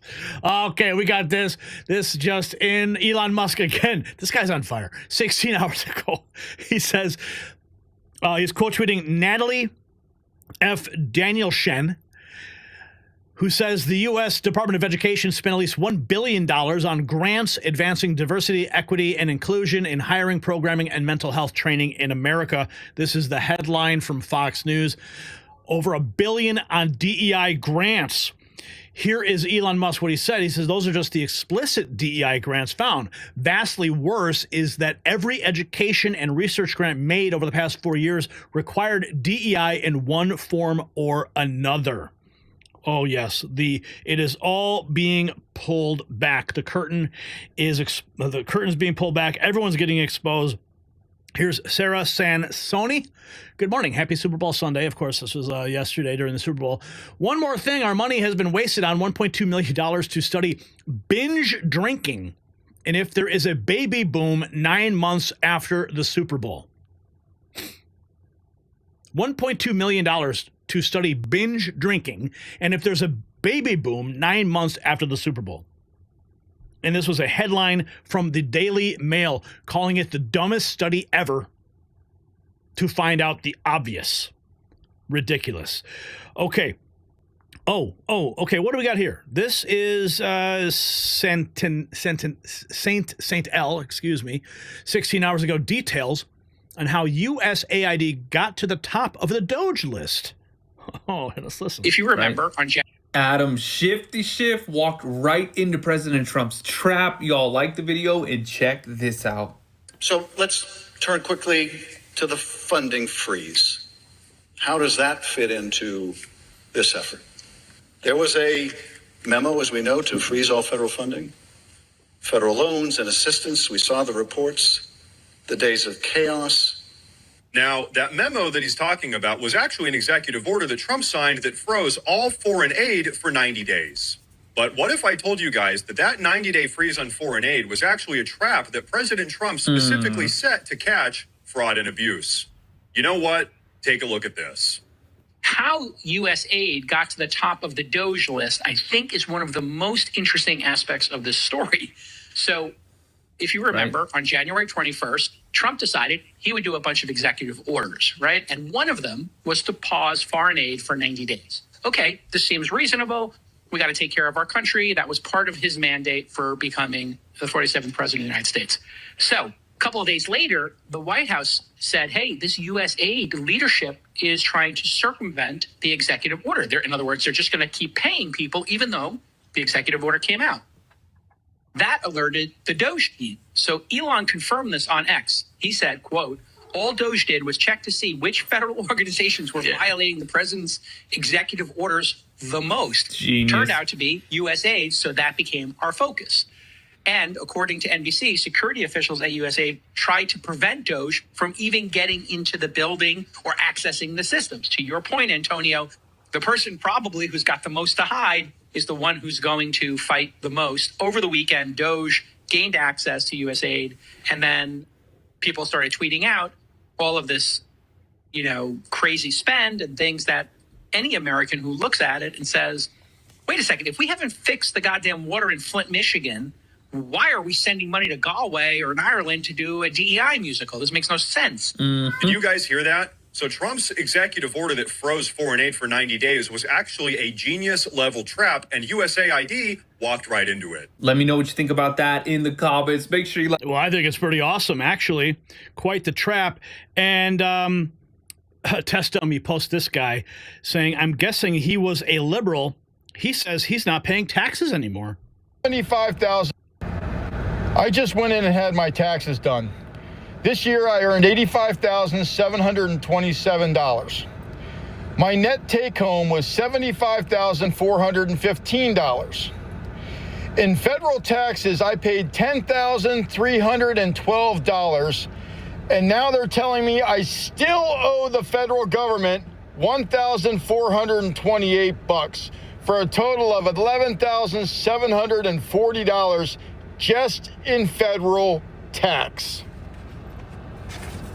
Now, somebody please explain to me why the average citizen, the little guy, is paying $11,000 in tax, and our politicians are blowing that money on bullshit. I'm not paying taxes anymore. Kiss my ass. Yeah, the American people are completely fed up. Here's one. A woman who once said she wasn't a fan of Elon Musk is now increasingly supporting him for exposing wasteful spending and pushing for government cuts.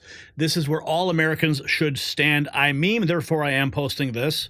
See Clinton's wedding? Not a huge fan of Trump. I'm even less of a fan of Elon Musk.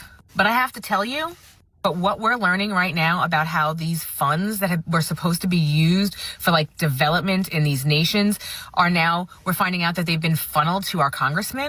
Chelsea Clinton's wedding? Are you kidding me? And why does Saudi Arabia need Sesame Street? I don't get it. And that's like the least of it to me. That one I'm like, okay, maybe we can make sense of that one.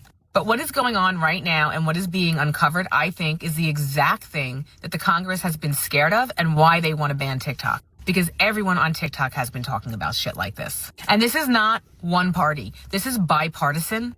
This is the Republicans and the Democrats. They are all misappropriating our taxpayer money. I'm not going to be afraid to come out here and tell you how I feel about that. And I know because I just said that, so many of you are going to unfollow me. That's okay. What they're discovering with these funds in our Congress, I am here for it. Never liked. I'm here for it too. Okay, 15 hours ago, we have this as well. Can you believe your taxpayer dollars were being spent on a Fauci exhibit? Mariano Fall, Fauci Museum exhibit axed as DOGE slashes $182 million in HHS spending. A $168,000 tribute to Fauci just got yanked. That's right. $168,000 got doged, they said. Doge, is that going to be the word we're going to use now? Doge. Part of 62 administrative contracts canceled in 48 hours, none affecting actual healthcare programs. Meanwhile, Trump defends yanking Fauci's security detail. You can't have them forever because you work for government. The former COVID czar keeps his Biden pardon but loses his museum wing. Times change fast in Washington, D.C. Oh, baby. Keep the party going. Here's Elon Musk talking about the agencies must stick to what Congress authorized. This appears to have been recorded during his appearance on the Joe Rogan podcast November 4th of last year. By Congress. Like if Congress has created an agency, then often if you look at the law is like pretty simple. Like the agency has like a very simple task, but then that agency over time vastly increases its authority and starts doing things that were never authorized by Congress.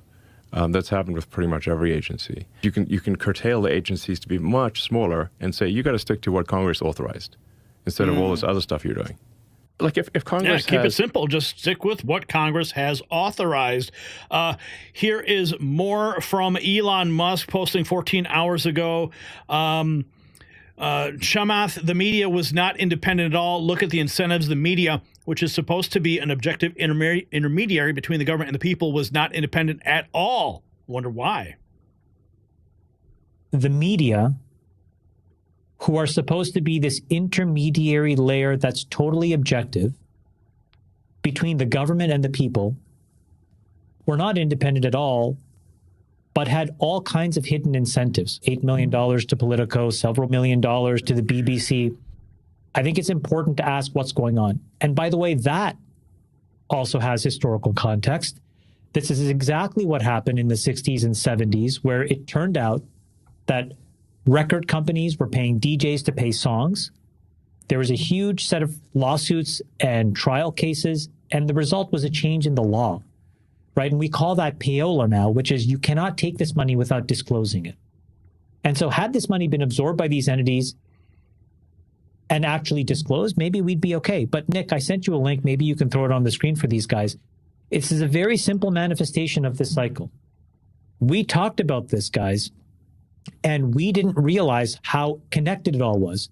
But we were asking ourselves during the election cycle last year, why are all these articles buried? Why aren't we really getting the truth? And it turns out that the people who were responsible for telling the truth, somewhere along the chain, were cajoled or just told not to tell the truth, influenced by all of this back channel money that was going back and forth from the government to these folks. Okay. Yep. It's all coming out now, and we are absolutely celebrating it. Elon Musk 24 hours ago. What's actually scary is that the government has your personal info. How much do you trust the deep state? By the way, at PayPal, we had the detailed financial data of 100 million plus people. Never once was it abused. Yeah. See, people are screaming, oh my goodness, Elon Musk has access to treasury payment programs and social security numbers. Oh, woe is me. We need to stop this. Brian Eastwood saying, if Elon Musk did have your personal data, would you care? I wouldn't, right? And I mean, Elon Musk founded PayPal. How much information have you submitted to PayPal and during Elon Musk's time there, right? So I think it's all very clear. This is all scare tactics that are coming out of the radical left, and they're terrified that their racket's being exposed. Mike Lee, 24 hours ago, one of the many factors that make Social Security a ripoff for most Americans compared to essentially any legitimate retirement investment. He was quote tweeting Elon, who said he just learned the Social Security database is not deduplicated, meaning you can have the same Social Security number many times over, which further enables massive fraud. Oh, man, it is all coming clear. And Mario Fall, 48 hours ago, says this is Joe Rogan saying DOGE's work is far from over. They've just begun to expose USAID. That there is also... Chamath said that it's going to be like Iran-Contra on steroids. That's what he said. He said when you get to the bottom of all this, it's going to be insane. Because they haven't even got to the Medicaid yet. They haven't even got to the medical stuff. There's so much they haven't even tapped into where they think the real motherload of fraud is. Yes, and I must say that there is also another aspect to this which we have to be careful about, which is that the justifiable anger at discovering what it is that we've been dragged into as a nation is going to make it hard to see where the limits ought to be in terms of upending this stuff. In other words, at the moment, I'm cheering for the wrecking ball. Right. Yep. Break this stuff up. Yeah. Never again. But there are... What's that, Jamie? Was there reading an article about the spending on the chargers? They said that they haven't actually, according to this, they haven't actually spent all that money yet. Well, what do they do with it? They've spent some of it to make some of those things, but it's just that hasn't been allocated yet. It's a long article going through all the spending that's been done. It's on factcheck.org. Factcheck.org. Who runs that? I don't know. Some of the charges have been made. Some of them are on the way to be made, and they've built 61 and 15 stations since mid-August, or through mid-August. 14,900 more are currently in some stage of development. But that's where it goes into like where they are, what they have to be done, and who's getting the money from them. It has to be done through a long process from each state. Oh, man. And speaking of wrecking balls, one of my favorite follows over on X is Enememes. He posted this. We reposted it as well. This is clearly an AI-generated video of the wrecking ball Doge in action of the Trump administration just reorganizing and exposing Washington, D.C., and all of their corrupt practices. Donald Trump, the boss. You can see it. Look at the Doge bulldozer.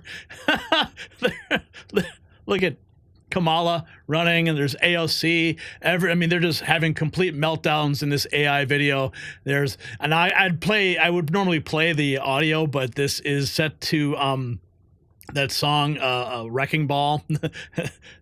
Look at all of them. Oh, it's beautiful. You need to go check out my X account or just check out Enememes. There's Nancy. All the wrecking balls are the Maxine Waters. Okay. Pam Bondi. Yeah. Oh, there's Don Trump Jr. Donald Trump with his golden sledgehammer. Elon Musk with the golden Thor hammer. Oh, yeah. It's beautiful, folks. It is absolutely beautiful to witness all these things happening. We also have this. Democrats are now... Gunter Eagleman. Democrats are in support of shutting down the government? Is that right? Fine by me. Shut it down and cut it by 90% while it's shuttered. To join my next question, because your colleague Jeff Merkley basically said he's prepared to try to shut down the government over some of these sledgehammer actions that he's seeing by Elon Musk. Are you prepared to shut down the government, to join Democratic colleagues who want to stand in the way of keeping the government open? Well, you have to look at what the Trump administration is doing right now. They are simply trying to dismantle the government. So yes, look, if we have to take steps to be able to hold them accountable, use the leverage that we have to force it, I cannot support efforts that will continue this lawlessness that we're seeing when it comes to this administration's actions. And for us to be able to support government funding in that way, only for them to turn it around to dismantle the government, that is not something that should be allowed. So just to be... Yeah, so you think you're going to shut down the government, you're going to stop Elon Musk? Man, that guy's going to work for free. Okay, he'll probably pay his own staff to go in there and get it done. He's the richest man in the world. You can't threaten him or Trump with a government shutdown, okay, because they have a mandate from the American people, and the wrecking ball will continue to swing. Bring it, baby. So the numbers don't lie. $250 billion in improper payments in just the first 3 years of the Biden administration. Dead people receiving checks, money flowing to foreign countries for transgender dance festivals, a Fauci museum exhibit that nobody asked for. This isn't just government waste. It is the systematic theft of your hard-earned money. And here's the question nobody in the mainstream media will ask. If this is what they found in just the first few weeks, what else are they hiding? What other shocking misuses of your tax dollars are still waiting to be discovered? Share your thoughts in the comments below. And while we're exposing the truth, why not display it proudly? Grab your exclusive MAG Avengers gear at shop.nextnewsnetwork.com before it's gone.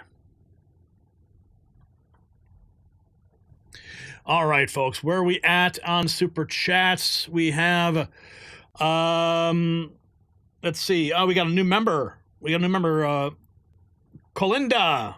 Welcome to the party at the Next News Network. And we also have Wendell Mollycheck dropping $1. Thank you, Wendell, for that. We also have Sherry Foster dropping $2 in a super sticker. Video game controller spins around as the word GLHF appears behind it. What else have we got going on in our main chat? Checking in with everybody here. Pothead Kenny, I love my N3 hat and shirt. Yepers. Joe Dirty Dirt, I was wondering when these crybabies were going to come out. Great show, Gary, says John. Hank Ogle, to be fair, Fauci killed a lot of people, so maybe he should be famous forever. Gary the franchise Franchi. Oh, goodness, please. Oh, my goodness. All right, let's continue with the party here at the Next News Network. And it's only Monday, folks. It is only Monday. Okay, let's get this party started.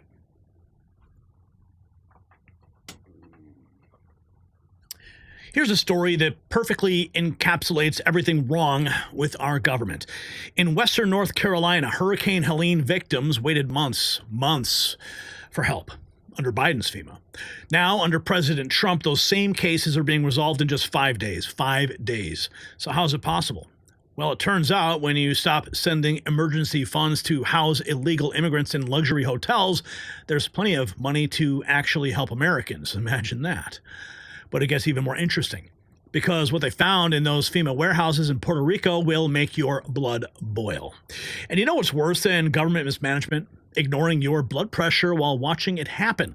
Just like Trump's FEMA is fixing the disaster response system, you need to take control of your health now. With nearly half of American adults suffering from high blood pressure, this isn't just a crisis, it's an epidemic, and that's why I trust this incredible natural formula from boostwithgary.com. While the deep state's blood pressure rises from FEMA audits, you can keep yours in check naturally. Visit boostwithgary.com for 40% off. Don't wait for a health disaster to strike. Okay. Buckle up. Here we go. 5 hours ago, this just breaking, DOGE has uncovered that FEMA allocated $59 million just last week to luxury hotels in New York City to house illegal immigrants. I mean, therefore, I am breaking this. One of these hotels is the Roosevelt Hotel, which is owned by the Pakistani government. The hotel was on the verge of closing before Biden took office. I was a side administrator at the Row Hotel. So in the hotel, we have close to 5,000 migrants. If anything involving this hotel, I was helping run it. Everything ranging from doctor's visits to medication is paid for the migrants. Anything you can possibly think of, it's being given to them. Car seats, cribs for newborns. There's, I want to say, at least 2 to 3 babies a week being born at this hotel. The migrants being in those hotels have destroyed them. There's a lot of alcohol in these rooms. Housekeeping is there all week, and they'll clean it, and by the end of the night, there's kids getting drunk together. There's people hooking up with each other. There's multiple guns in these rooms as well. The alarming thing is that this hotel is meant to be a family hotel. You were actually showing me some text messages between a social worker about a drunk 10-year-old in this hotel. Can you talk? That is Savannah Hernandez right there. She's with TPUSA Frontlines. She's doing the interview. Talk to us about what happened there. Yeah, it was a drunk 10-year-old who was caught with a 14 and a 12-year-old, and all 3 of them were intoxicated. And when we looked them up in the system, the parents had checked out 2 days ago. So their parents just left them there? Yeah, the parents will leave the kids unattended in the hotel. We heard a security guard start yelling, there's a gun on site, there's a gun on site. It was probably an upset person that we had kicked out of the hotel. I myself had been assaulted. I've seen other people get assaulted. This is just the tip of the iceberg, folks. Here we have Colette Harrington posting, explain this, Democrats, FEMA is illegally paying $58 million to luxury hotels to house migrants, mostly men, yet hurricane victims in North Carolina are living in tents with no relief in sight. How do you justify that? Here is some aerial footage from Matt Van Swall, drone footage of Western North Carolina. And we have this, FEMA needs to be dismantled. DOGE discovered This is Patriot Mom 717 posting this from Cindy Lexus. A little more Doge talk. So while everyone was watching the Super Bowl, Doge discovered that FEMA paid out 59 million US taxpayer dollars to house illegal migrants in high-rise New York City hotels. That money is specifically designated for United States natural disaster relief. And it didn't go to the victims of the wildfires in California. It didn't go to the victims of Hurricane Helene in North Carolina or Tennessee who are still displaced, who have lost their homes, who are living in tents, RVs, and hotels with their family and pets. And that violates law. No, it went to house illegal migrants that have crossed our border to stay in New York City high-rise hotels. This is wild. What a misappropriation of U.S. taxpayer funds. What do you expect, though?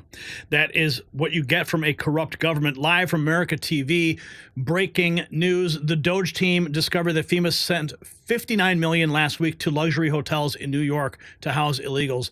This clip demonstrates the Roosevelt Hotel is still operating as of this week. Well, I'm quite sure that this is all going to come to a screeching halt very, very soon, as this news is just breaking and it's all going to end up on Donald Trump's desk. The DOGE untouchables. Here is Fox News.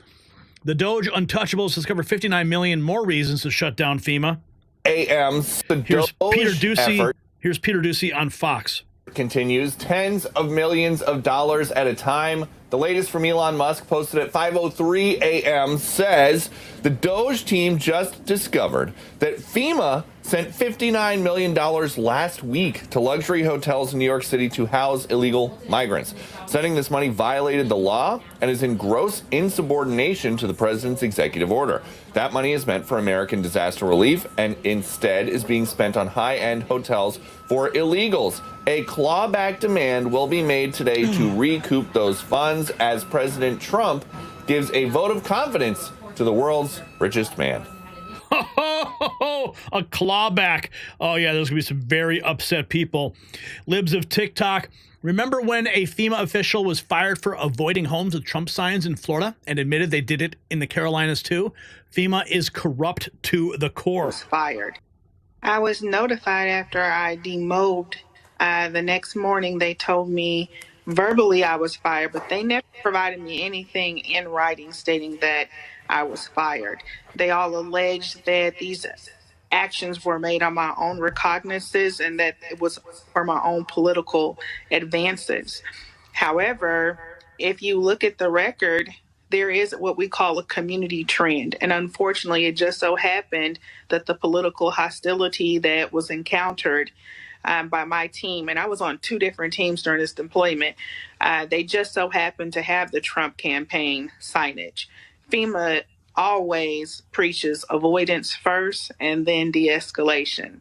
So this is not isolated. This is a colossal event of avoidance, not just in the state of Florida, but you will find avoidance in the Carolinas.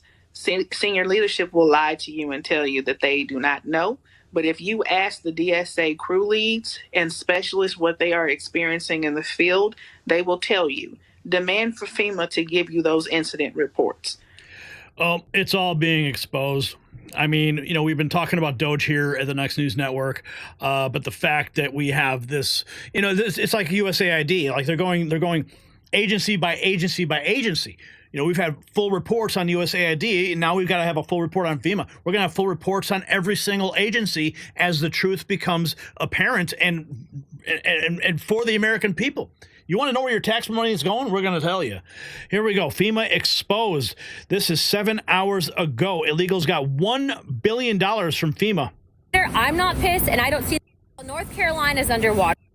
1,000 people missing. While Pinellas County, we had 11 deaths, and we have a majority of our residents that aren't going to be able to come back to their homes because they're completely destroyed.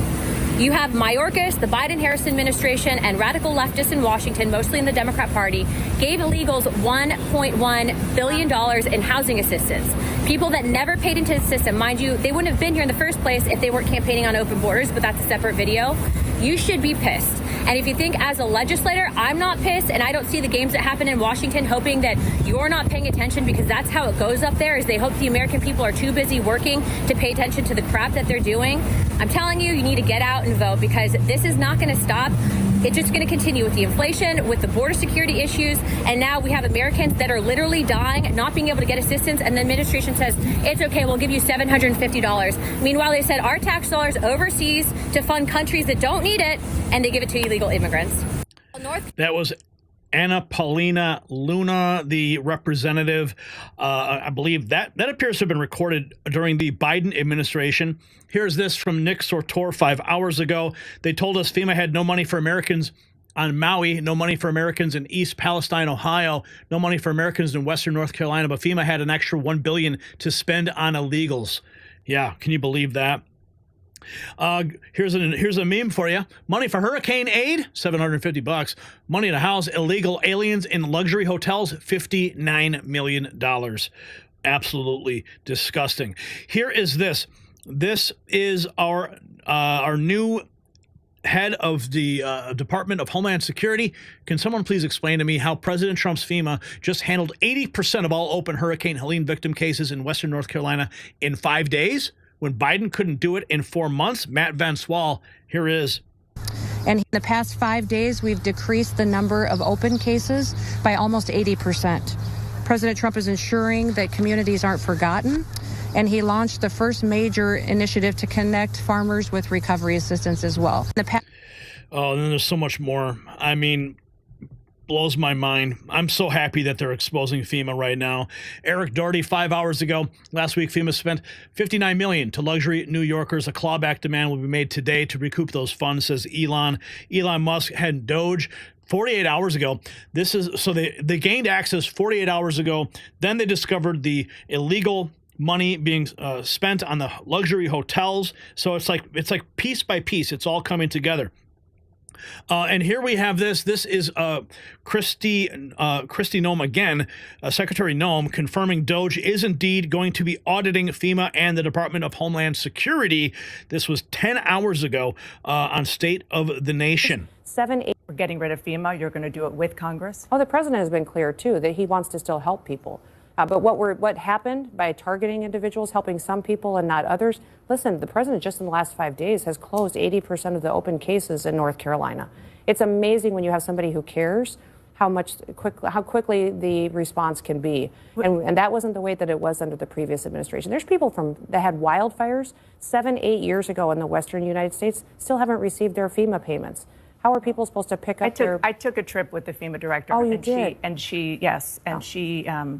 She cared. Well, what I appreciated about her, because when North Carolina got hit, South Dakota did as well, she did come. And I think showing up is a big portion of what needs to have happen. I do want to ask a couple of quick questions. The Washington Post is reporting that Musk and his DOGE team have access to FEMA's sensitive disaster data, which includes personal information about tens of thousands of disaster victims. Have you authorized Elon Musk and his team to have access to Americans' personal data that is housed inside DHS? Yeah, we're working with them at the president's direction to find what we can do to make our department much more efficient. So I think it's important. This is essentially an audit of the federal government, which is very powerful and needs to have happen. That agency, and one of the things I've been very clear to the appropriators in the Senate and the House is please give me the authority to reprogram funds. There's funds but that's that are different from him having access to personal data that is housed in... The president has authorized him to have access. And you feel comfortable? So absolutely. I remember a time when Republicans were very careful about and worried about the government, particularly unelected people. Well, we can't trust the government anymore. Having access to personal data. Yeah. Oh, absolutely. You are the government. Yes, that's what I'm saying, is that the American people now are saying that we have had our personal information shared and out But there now in the Elon public. Musk has access to it. Yeah, but He just said Elon he Musk does. is part of the administration that is helping us identify where we can find savings and what we can do. And he has gone through the processes to make sure that he has the authority You're totally the president has comfortable with granted him. I am today by the work that he's doing by identifying waste, fraud, and abuse. And his information that he has is looking at programs, not focusing on personal data and information. Not focusing on it, but he has access to it. We'll be continuing to talk to him about what all he has access to. But this audit needs to happen to make sure that we are going through a process that adds integrity back into these programs. And people's personal information has been out there in these caseworks that have been closed for a long time, that people are getting responses now that they haven't had before. Last question. CNN's Dana Bash melting down right there.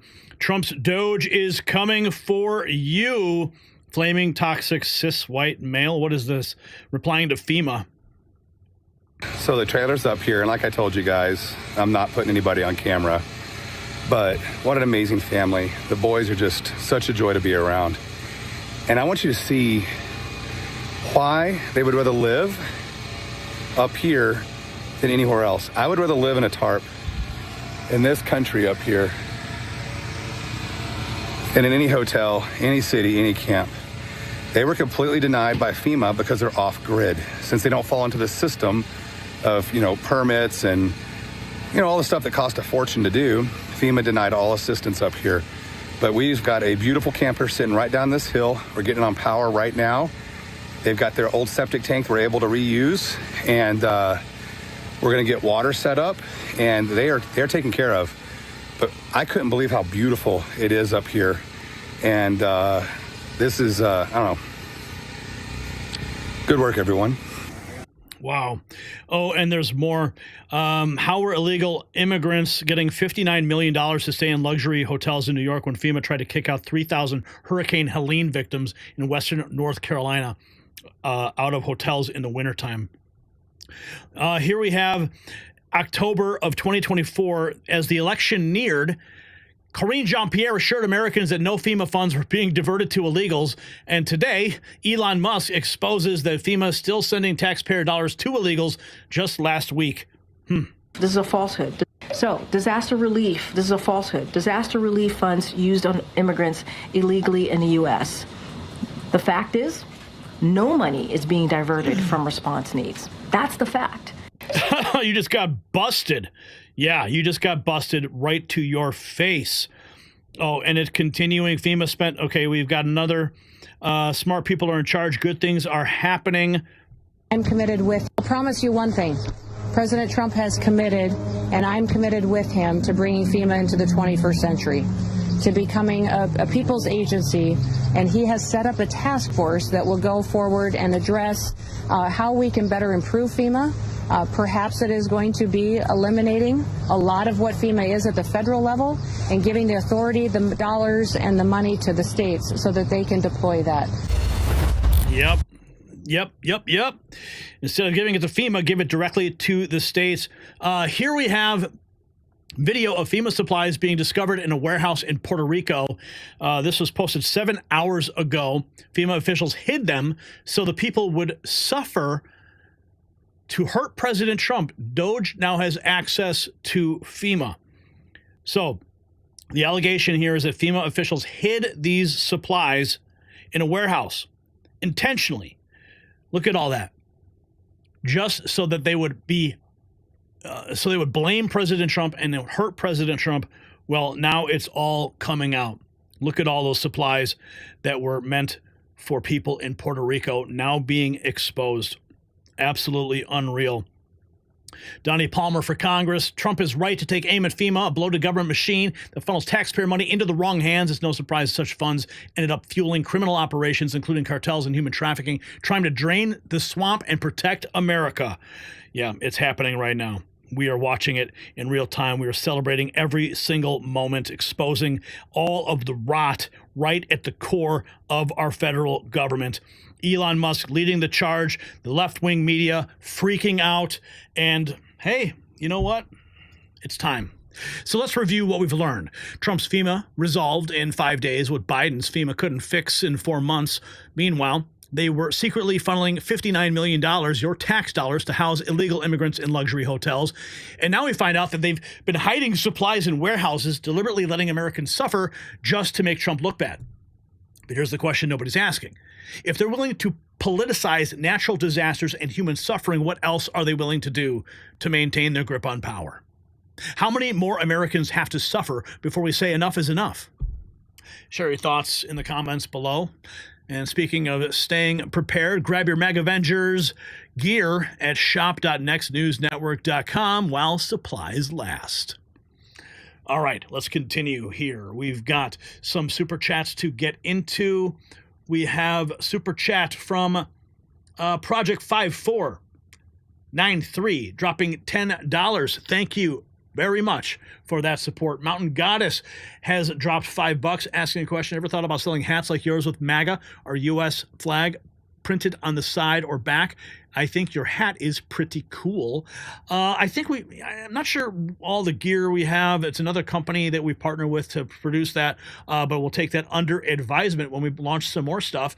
Brenda Paul has just upgraded their membership. What's up, Brenda? Welcome to the next level. Mike's son dropping $1.99. Dems forget background investigators are unelected. And TK's custom super mods dropping $1.99 as well. A thumbs up. We thank you for that. Let's get into our next topic of the evening here. Oh boy. The game is on. Let's go.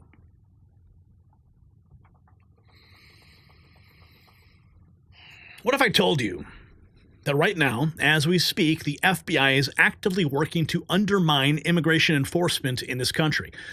Sounds crazy, right? But that's exactly what's happening. We have confirmed reports that FBI officials are leaking the details of ICE raids, putting our agents at risk and helping criminal aliens escape justice. Meanwhile, Secretary Kristi Noem is doing something absolutely unprecedented. She's using Guantanamo Bay to house the worst criminal aliens, but here's where it gets really interesting. Sanctuary cities are in complete meltdown, and what's happening in New York City right now is simply extraordinary. And just like ICE is cleaning up our streets, it's time to clean up your energy bills. While criminal aliens are fleeing from law enforcement, your money is fleeing from your wallet thanks to soaring heating costs. But there is a solution. It's a trusted portable heater from StayWarmNow.com. It's like having a tactical advantage against high energy bills. While Sanctuary Cities waste taxpayer dollars harboring criminals, you can save up to 60% on your heating costs. Visit StayWarmNow.com for a special Law and Order discount. Don't let the energy companies raid your bank account. It is linked down below. Okay, check this out. Here it is from Secretary Kristi Noem 24 hours ago. She says the FBI is so corrupt, we will work with any and every agency to stop leaks and prosecute these crooked deep state agents to the fullest extent of the law. And she was quote tweeting the Los Angeles Times. Leaked document says large-scale immigration enforcement action coming soon to L.A. So she is clearly very upset that information is being leaked to the press and tipping off all of these illegals. And she did this. Now, this was posted 6 days ago, but it bears repeating now. The rule of law is not optional in the U.S. If people want to come here, you will obey our laws. Appreciate the due process will be followed, and having facilities at Guantanamo Bay will be an asset to us, and the fact that we'll have the capacity to continue to do there what we've always done. We've always had a presence of illegal immigrants there that have been detained. We're just building out some capacity. So we appreciate the partnership of the DOD in getting that up to the level that it needs to get to in order to facilitate this repatriation of people back to their countries. So remember that Guantanamo Bay, clearly by this president, has said that it will hold the worst of the worst, that we are going after those bad actors. This last week I was in New York City. We were going after people that had warrants out for their arrest on murders and rapes, assaults, gun purchases, drug trafficking. In fact, we had a member of TDA that was one of the ringleaders that we picked up that week had been trying to buy grenades. These are the types of individuals that we are targeting. We're removing from communities, and that could end up having a stay at Guantanamo Bay before they are returned home to their countries to deal with.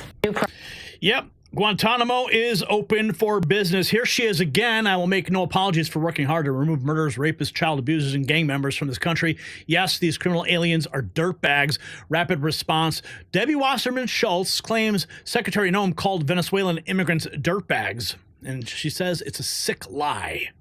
Breathtaking. Jose, the fact that the Homeland Security Secretary, Kristi Noem, Donald Trump's Homeland Security Secretary, called Venezuelans here in this country who are here because they fled Maduro's oppressive and brutal regime dirtbags, I mean, the insult is breathtaking. Jose, the fact that the Homeland Security Secretary...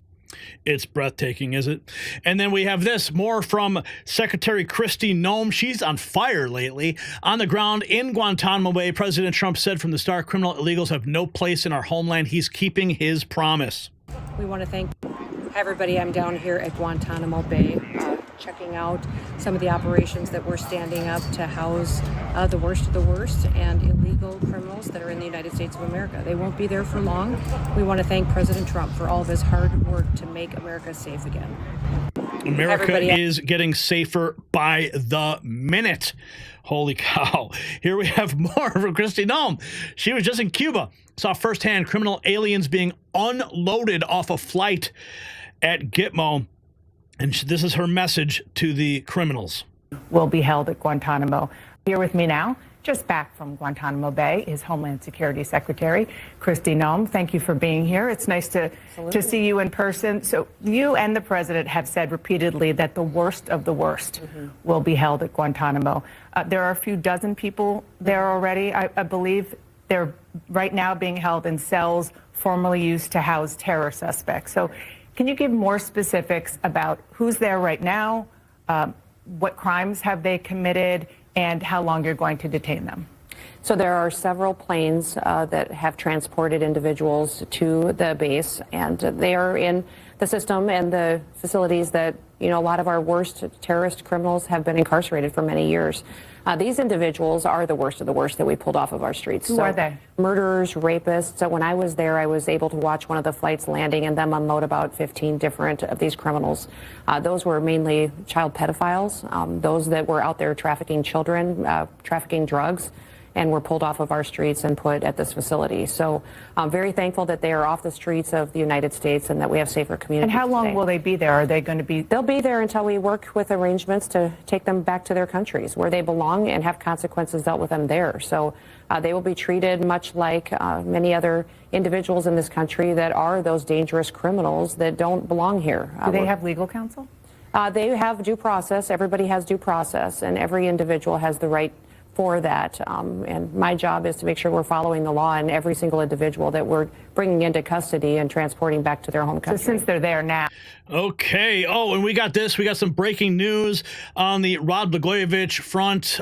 This just in, Mark Vargas 13 minutes ago stating that the Blagojevich family, Rod Blagojevich and his wife Patty, will make a statement to the press outside their home this evening at 9 p.m. Central Time. Dan Scavino, just 60 minutes ago, moments ago, President Trump signs a full and unconditional pardon of former Illinois Governor Rod Blagojevich. We have a full and unconditional pardon for former Governor Rod Blagojevich of the state of Illinois. Good. It's my honor to do it.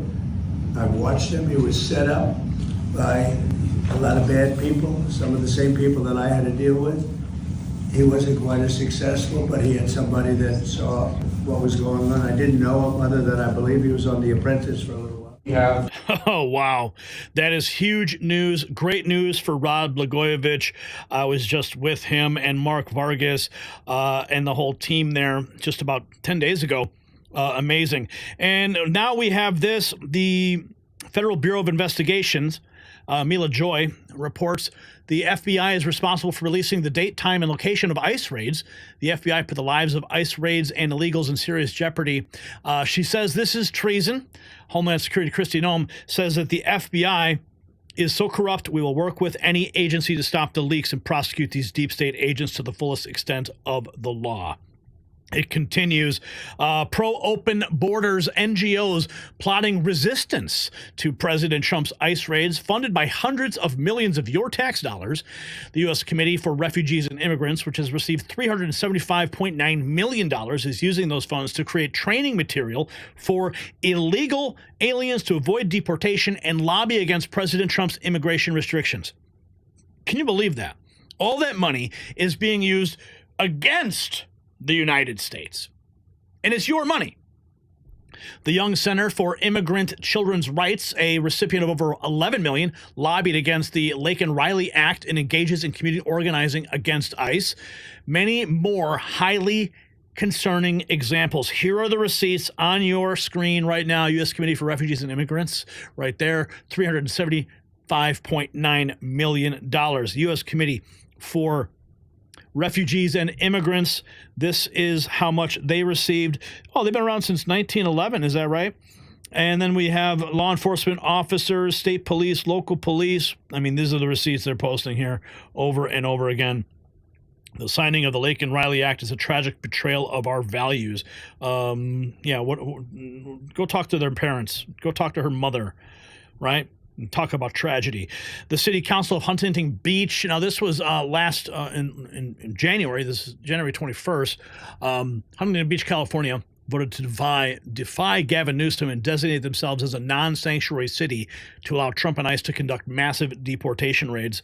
At least some people get it. Agencies are after. So City Council just voted to designate Huntington Beach as a non-sanctuary city, which means the city and its law enforcement agents are going to be coordinating and cooperating with ICE and other federal agencies to fight crime. And we are not going to be violating federal immigration laws, specifically to harbor and conceal individuals that the federal agencies are after. So again, non-sanctuary city here in Huntington Beach. Thank you, Huntington Beach. 5 hours ago, Greg Todd, ICE raids in 7 Denver locations by hundreds of agents yielded one alleged gang member arrest. So he's basically mocking ICE. ICE previously said 100-plus members of the violent Venezuelan gang Tren de Aragua were targeted for arrest and detention in raids that day. Oh, he's saying only one was arrested. Okay, well, maybe he is citing ABC News, so I mean it's fake news right there. ICE raids targeting violent foreign gangs successful. Promises made, promises kept. Don't do the crime if you can't do the time. And we have this LA Times tactical pirate 6 hours ago. LA Times leaked sensitive information about ICE raids. ICE raids create New York City ghost towns as migrants hide. So as the ICE raids continue, much like in Chicago, a lot of these restaurants and businesses that would employ these illegals, no one's showing up to work, and it's just a ghost town. Because people, they know where these people work, and ICE is showing up to work, to where they work, and taking them. Right? FBI is informing illegal aliens of ICE raids. Someone call Kash Patel. Oh, I'm sure he knows. Truthdig.com. The prospect of ICE raids has caused significant fear among immigrant communities. Well, I mean, listen, if you're legal, you shouldn't have any concern at all. Okay? The FBI, this is Libs of TikTok 9 hours ago. Fox News headline, DHS Secretary Noem appears to accuse corrupt FBI of leaked LA ICE raids. Gateway Pundit reports Pam Bondi sending a warning to the leakers of ICE raids. We will come after you. Here it is. We have the video from where is that video? Well, I'm gonna get that video. But this was 20 hours ago. This is Ben Berquam, Venezuelan gangs taking over the suburbs in Illinois because of Democrat sanctuary policies. This is directly at the feet of Governor Pritzker, Mayor Johnson, and every sanctuary supporting Democrat like Emma Lozano of Lincoln United Methodist Church. And he is here with Terry Newsom, a friend of mine, who is currently being about to be persecuted by the Southern Poverty Law Center for his work.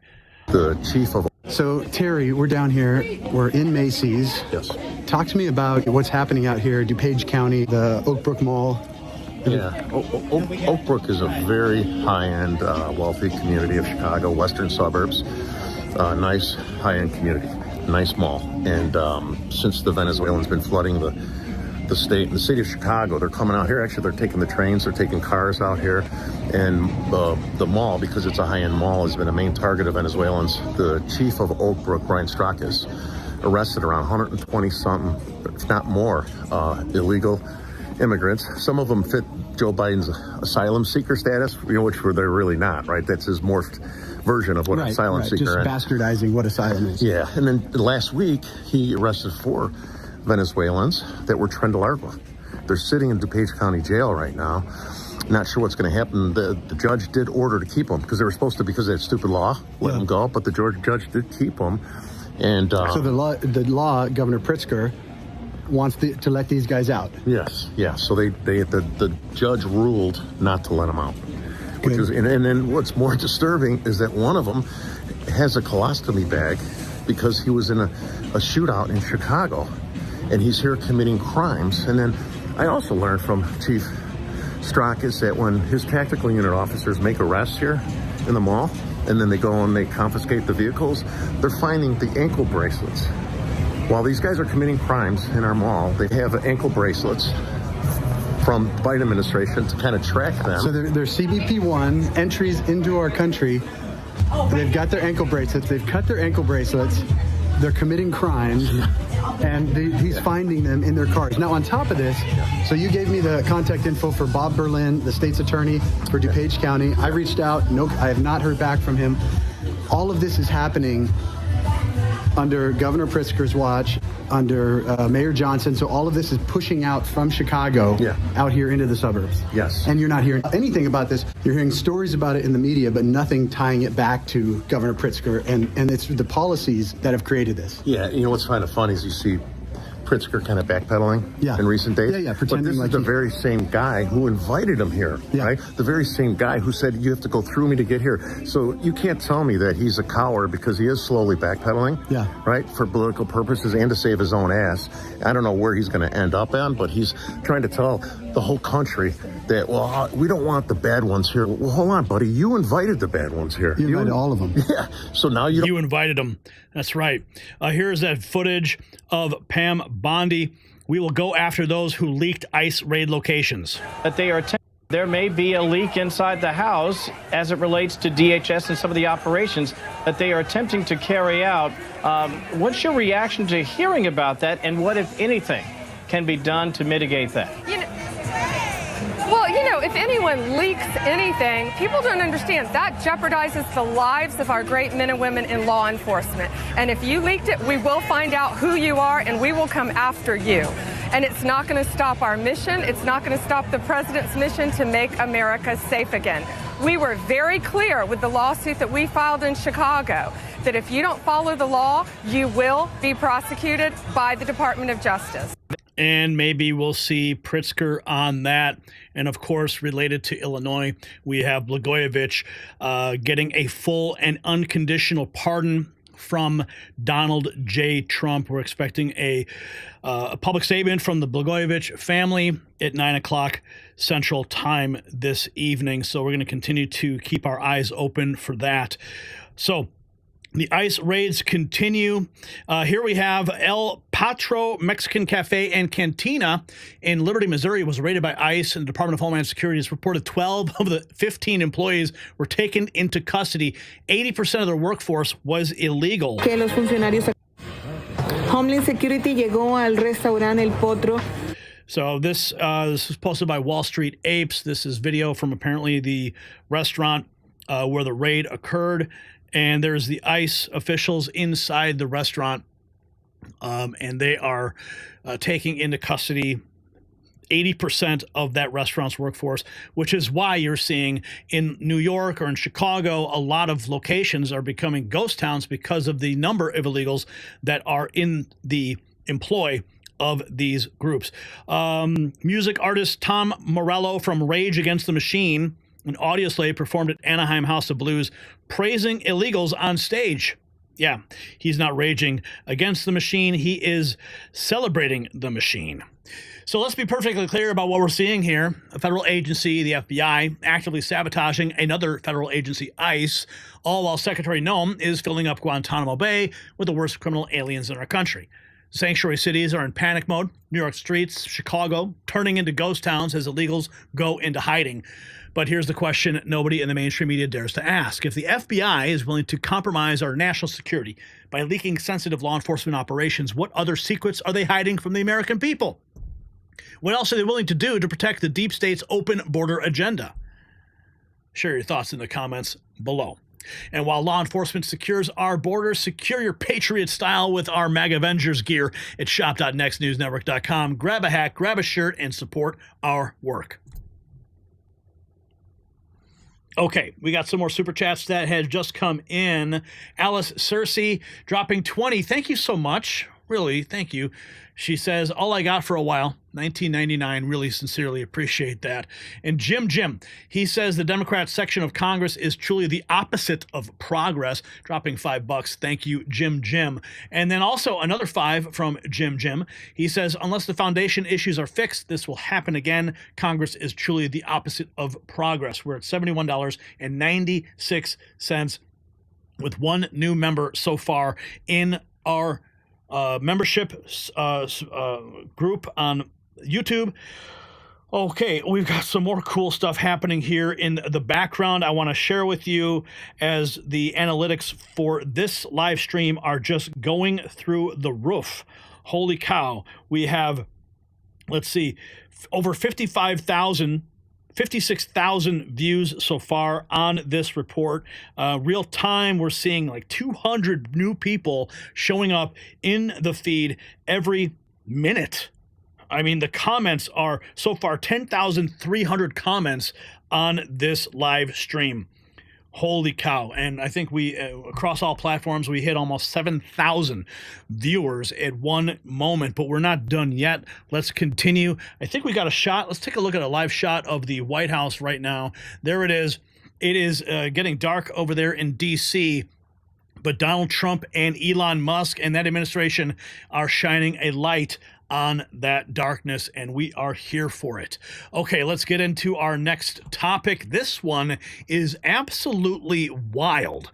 Are you ready for this one? I hope you are, because this was big breaking news today, and it's raising a lot of questions. Let's get into it. Okay, let me just get this set up. Okay. Tonight, we're covering a story that's causing serious waves in Pennsylvania politics. A former state police employee named Hadassah Feinberg has just filed what can only be described as an extraordinary criminal complaint. The documents, submitted February 7th, make serious allegations about Governor Shapiro's connection to the Butler incident last year with Donald Trump. And now some are questioning Feinberg's history of controversial legal filings. The level of details in these new documents has caught the attention of some very serious people. The mainstream media is notably quiet about all this, but here's what we know and what we don't know about these explosive claims. And while authorities examine allegations of power abuse in Pennsylvania, let's talk about taking power back from greedy energy companies. This revolutionary device is helping Americans fight skyrocketing electricity bills with proven results. This small but mighty technology stabilizes electrical current and helps reduce energy waste throughout your home. While politicians debate who has power in Pennsylvania, you can take control of your power bill. Visit don'twastepower.com to join the thousands of satisfied customers who are slashing their energy costs. Order today and save 65% off during the limited time offer. Okay, this was viral all day today. A former Pennsylvania State Police employee and federal whistleblower, Hadassah Feinberg, filed a criminal complaint February 7th alleging Pennsylvania Governor Josh Shapiro involvement in the attempted assassination of Donald Trump in Butler, Pennsylvania. The complaint claims that leading up to the rally, Shapiro conspired with other officials and coordinated the attack to advance politically. It also alleges that Biden administration blocked multiple attempts to report the plot to the Secret Service and the FBI.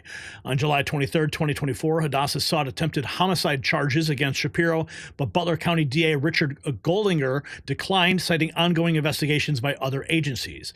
Quote, in the weeks leading up to the Trump rally, President Joseph R. Biden made frequent visits to defendant Joshua Shapiro to discuss the obstacle faced by the Democrat Party.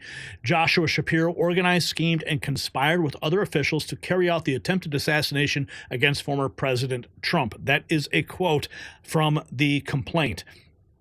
Another quote, Governor Josh Shapiro facilitated, they state, these are allegations, mind you. Governor Shapiro facilitated, planned, and coordinated the attempted assassination to climb the political ladder.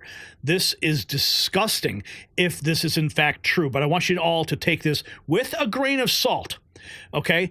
Because a lot of information is coming to light about this person, Hadassah Feinberg.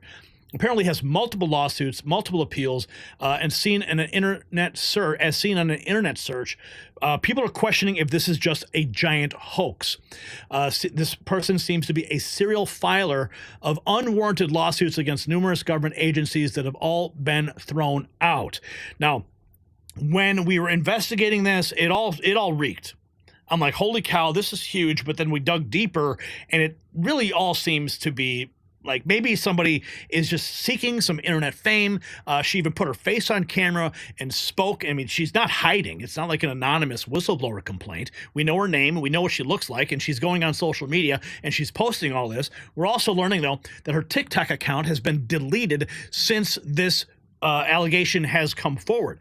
And there was dozens of videos, and I saw it right in her face. I said, I don't know about this person. I don't know. But we're going to continue. We've even got... This is Dan Bongino, says to invoke the Bongino hold rule on Governor Josh Shapiro news about him allegedly being involved in the President Trump Butler assassination attempt. So, I mean, his spidey senses are tingling. My spidey senses are tingling. Let's listen. But getting to the important stuff. I've seen the story about Pennsylvania Governor Josh Shapiro and allegations he may have been involved in the Butler assassination plot against President Trump. If there was ever an opportunity to invoke the Bongino rule, ever, I am begging you to invoke it now. Folks, this appears to me, from having been a law enforcement officer myself, to be just a standard criminal complaint anyone can make. Meaning, we don't know if it's true or not. All we're saying is somebody said something. I'm just asking you to hold on this. They are some explosive allegations, but without hardcore evidence to back it up. Big allegations require big evidence. I'm always under the assumption that you're being played, we're being played, until people prove to me otherwise. That's why I invoked the Bongino rule. They want you to run with some of this stuff, just like these deep state accounts that promote these liberal talking points because they want to use it later to discredit you. Like, look at these suckers. They fell for that. So nobody knows yet. Everybody hold. My sources have no indication yet that let's just, when I get something from sources, I'll let you know. We'll just leave it there, okay? Mm-hmm. You get what I'm saying? Yeah. I've seen it. The Bongino rule always serves you well. Big charges and allegations require big evidence. Again. Yep. So Bongino, he smells a rat. I smell a rat. We've got this. Shapiro. I mean, everyone's running with this. Shapiro charged for attempted assassination of Trump. Hadassah Feinberg. We have the video. Okay, I believe this is her. They're calling her a courageous and patriotic whistleblower, blowing the whistle on Pennsylvania Governor Josh Shapiro being allegedly involved in the assassination of President Trump. I mean, the minute I saw this person's face is the minute it just, you know what? I mean, she looks kind of crazy. And if she's a serial filer of complaints, I mean, look at the camera. Okay. With at least 50 other guys, excuse my profanity, but I have breaking fucking news. You're not going to believe what just happened. Gerard Karam, the U.S. attorney in Pennsylvania that has been concealing crimes for years and years for corrupt officials, just resigned. It's all over the news. Myself and Yvonne Wolski-Werman, we sued him with at least 50 other defendants for RICO crimes at the Pennsylvania Commonwealth Court. The docket number... Where is the video? There's a video here. Okay, this, I think, is her here. 10 days ago. Okay. Is it the same person? I can't tell. Is this the same person? Maybe it is. Okay. She filed a private criminal complaint to the Butler, PA attorney's office alleging charges against Kamala Harris, vice president nominee, current Pennsylvania Shapiro, for the murder of Corey Compatore and attempted assassination. This is August 3rd of 2024. I, Hadassah Feinberg, a.k.a. Affiant, hereby charge Governor Joshua Shapiro in his personal, individual, and official capacity with murder and attempted murder. Governor Joshua Shapiro conspired with multiple parties to act on the political scheme and carry out the attempted assassination of former President Donald J. Trump by and through an abuse of power, both directly and indirectly, in the state of Pennsylvania. Governor Joshua Shapiro, through the executive branch, enforced, conspired, and carried out the attempted assassination on former President Donald J. Trump on July 13th, 2024, because he knew that President Joseph R. Biden would be an unsuccessful presidential Democratic nominee running against former President Donald J. Trump. In the weeks leading up to the Trump rally, President Joseph R. Biden made frequent visits to Governor Joshua Shapiro to discuss the obstacle faced by the Democratic Party. Okay, you guys get the point, right? So while this is all going viral, do not take the bait, okay? They state here 8 hours ago, filed by Hadassah Feinberg, who is a real estate agent. Can't find anything about her being a former law enforcement officer, as a screenshot report suggests, but she is a self-proclaimed whistleblower. There's nothing new there after researching it. Agree with you, Hadassah Feinberg. Speak Up PA is the whistleblower. Recent filings were on Friday, but appear to be no new information. So these are the complaints that were filed, criminal complaints that were eventually, I believe, thrown out by the judge, who called it frivolous. And so I just don't think that we need to listen. The reason I'm doing this, the reason I'm bringing this forward, is because there's a lot of stuff that you can allege. I can allege that the Easter Bunny, tried to assassinate Trump. I can file a criminal complaint. And that's what these people are doing. But people are freaking out. Shapiro being charged with the attempted assassination. Screw the Super Bowl. This is huge, right? Everyone is like jumping on this bandwagon. But see right here. The post about Shapiro was real. The complaint was made by Hadassah Feinberg, who's a known whistleblower who speaks out about CPS and child trafficking happening in Pennsylvania. Apparently, she's on a podcast. I mean, is this all just to get views on your podcast? I don't know, but here it is. Josh Dunlap, federal whistleblower, filed a criminal complaint on February 7th, 2025, alleging Pennsylvania Governor Josh Shapiro's involvement in an assassination attempt on former Trump. It also alleges Christopher Wray conspired with the Biden administration to hide the reports. The Butler DA's office is currently investigating these allegations. No arrests or official charges against Shapiro have been confirmed by official sources as of the latest updates. So, folks, we have to be careful with what is circulating on social media. As Bongino says, you know what? We got to put a hold on it. We got to put a hold on it, because we don't want to just start believing everything that comes out. I mean, I have been bit in the ass before with supposed whistleblower stories. And this, when I first saw this, I'm like, holy cow, this is huge. But when you dig a little bit deeper and you start to find out that these people are filing things all the time, and it just stinks from the bottom to the top. So let's review what we have learned about this unfolding situation in Pennsylvania. A supposed former law enforcement employee come forward with detailed allegations about the Butler assassination attempt.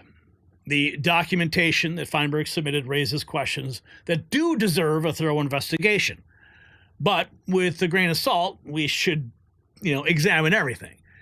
Now, we should note that Feinberg has filed controversial complaints in the past.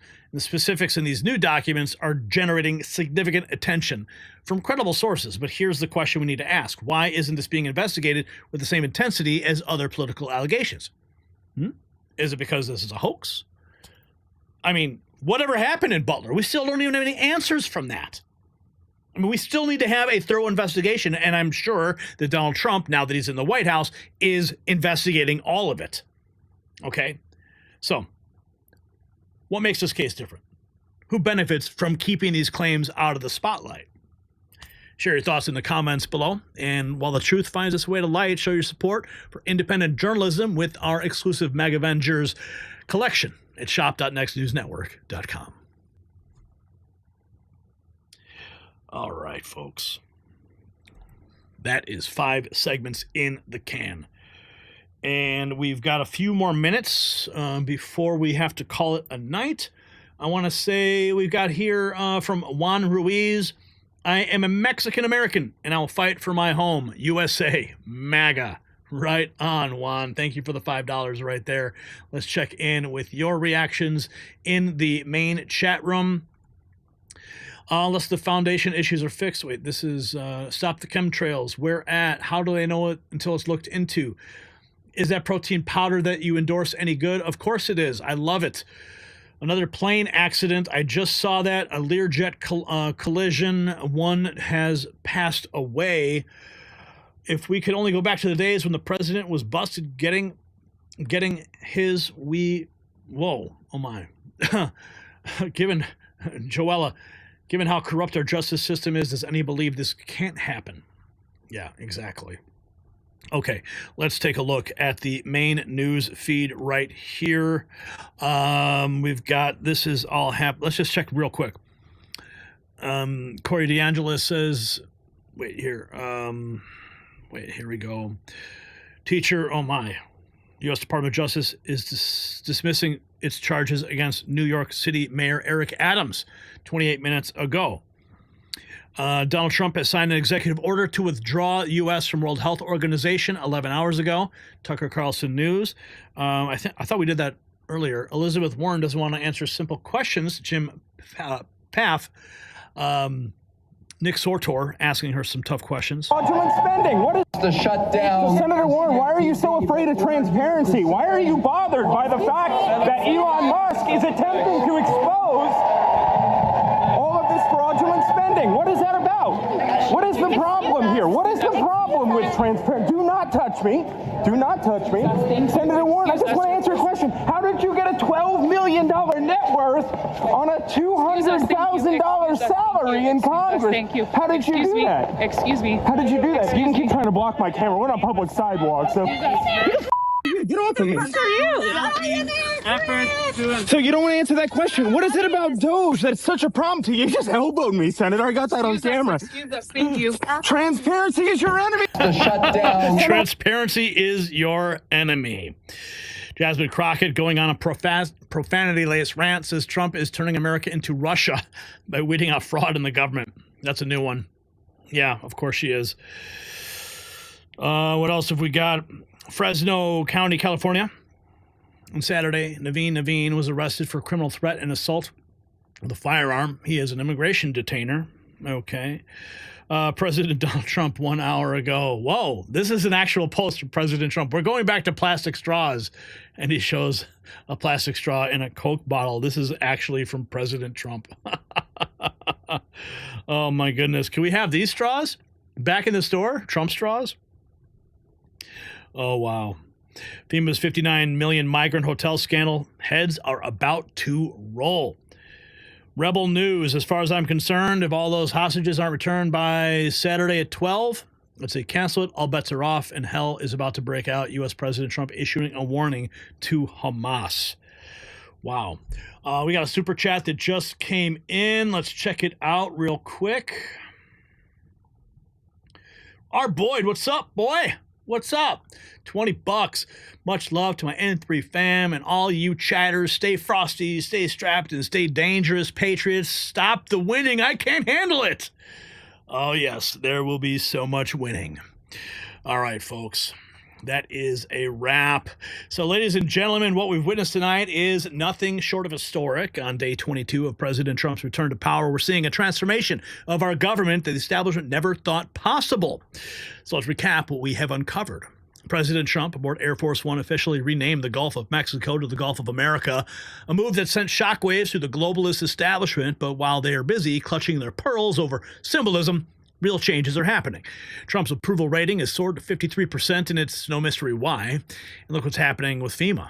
In Western North Carolina, Trump's administration accomplished in 5 days what Biden couldn't do in 4 months. Meanwhile, Elon Musk DOGE agents are exposing billions in waste and corruption. $900 for $900 bushings. Yeah, suddenly becoming 90,000? That's not incompetence, folks. That is theft of your tax dollars. And speaking of money, we learned tonight that ICE raids are finally targeting criminal aliens across the country, but incredibly, the FBI is actively undermining these operations by leaking sensitive information. Secretary Noem's response? Gitmo. That's right. The worst offenders are being shipped to Guantanamo Bay. Perhaps most shocking of all, we have a whistleblower complaint that has Pennsylvania officials scrambling for answers. A alleged former state police employee, Hadassah Feinberg, submitted documentation that includes extraordinary allegations about Governor Shapiro's role in the Butler assassination attempt. Now, while Feinberg's history of filing is raising some questions, the level of detail in these documents does demand serious attention. The mainstream media is burying the story, but we believe you deserve to see the evidence and draw your own conclusions. I want to thank everyone who sent in Super Chats and Rumble Rants tonight. We are at $96.96. We're almost at 100. Who's going to put us over the top? Are you? Only $5. Your support and engagement makes this show possible. Special thanks to everyone for your generous contributions. Your questions and comments helped shape tonight's discussion. But look, we can't do this alone. Independent journalism is under attack like never before. So if you value the truth, if you want to keep seeing stories the mainstream media won't touch, we do need your support. You can visit the link to donate anonymously in the description below. Every dollar helps us fight back against the corporate media machine. And don't forget, our exclusive Mega Avengers merchandise is available right now at shop.nextnewsnetwork.com. Limited edition items, not just clothing, they are a statement. They tell the world that you stand for truth, for freedom, and for America first, and you support the Next News Network. Tomorrow's show is going to be even bigger. We have exclusive information that will blow the lid off of everything, so you don't want to miss it. Tell your friends, share the stream, and help us bypass the algorithms trying to silence us. This is the Raw Feed, and we're fighting for truth. We're fighting for justice. Most importantly, we're fighting for you. And Juan Ruiz putting us over the top with $5. Thank you all. Thank you. Love you all, he says. Juan Ruiz, we love you. Until tomorrow, stay vigilant, stay informed, and keep fighting the good fight. Remember, I'll be in Washington, D.C. this week. That's right, going to the White House on Thursday. Buckle up. Have a great night, Patriots.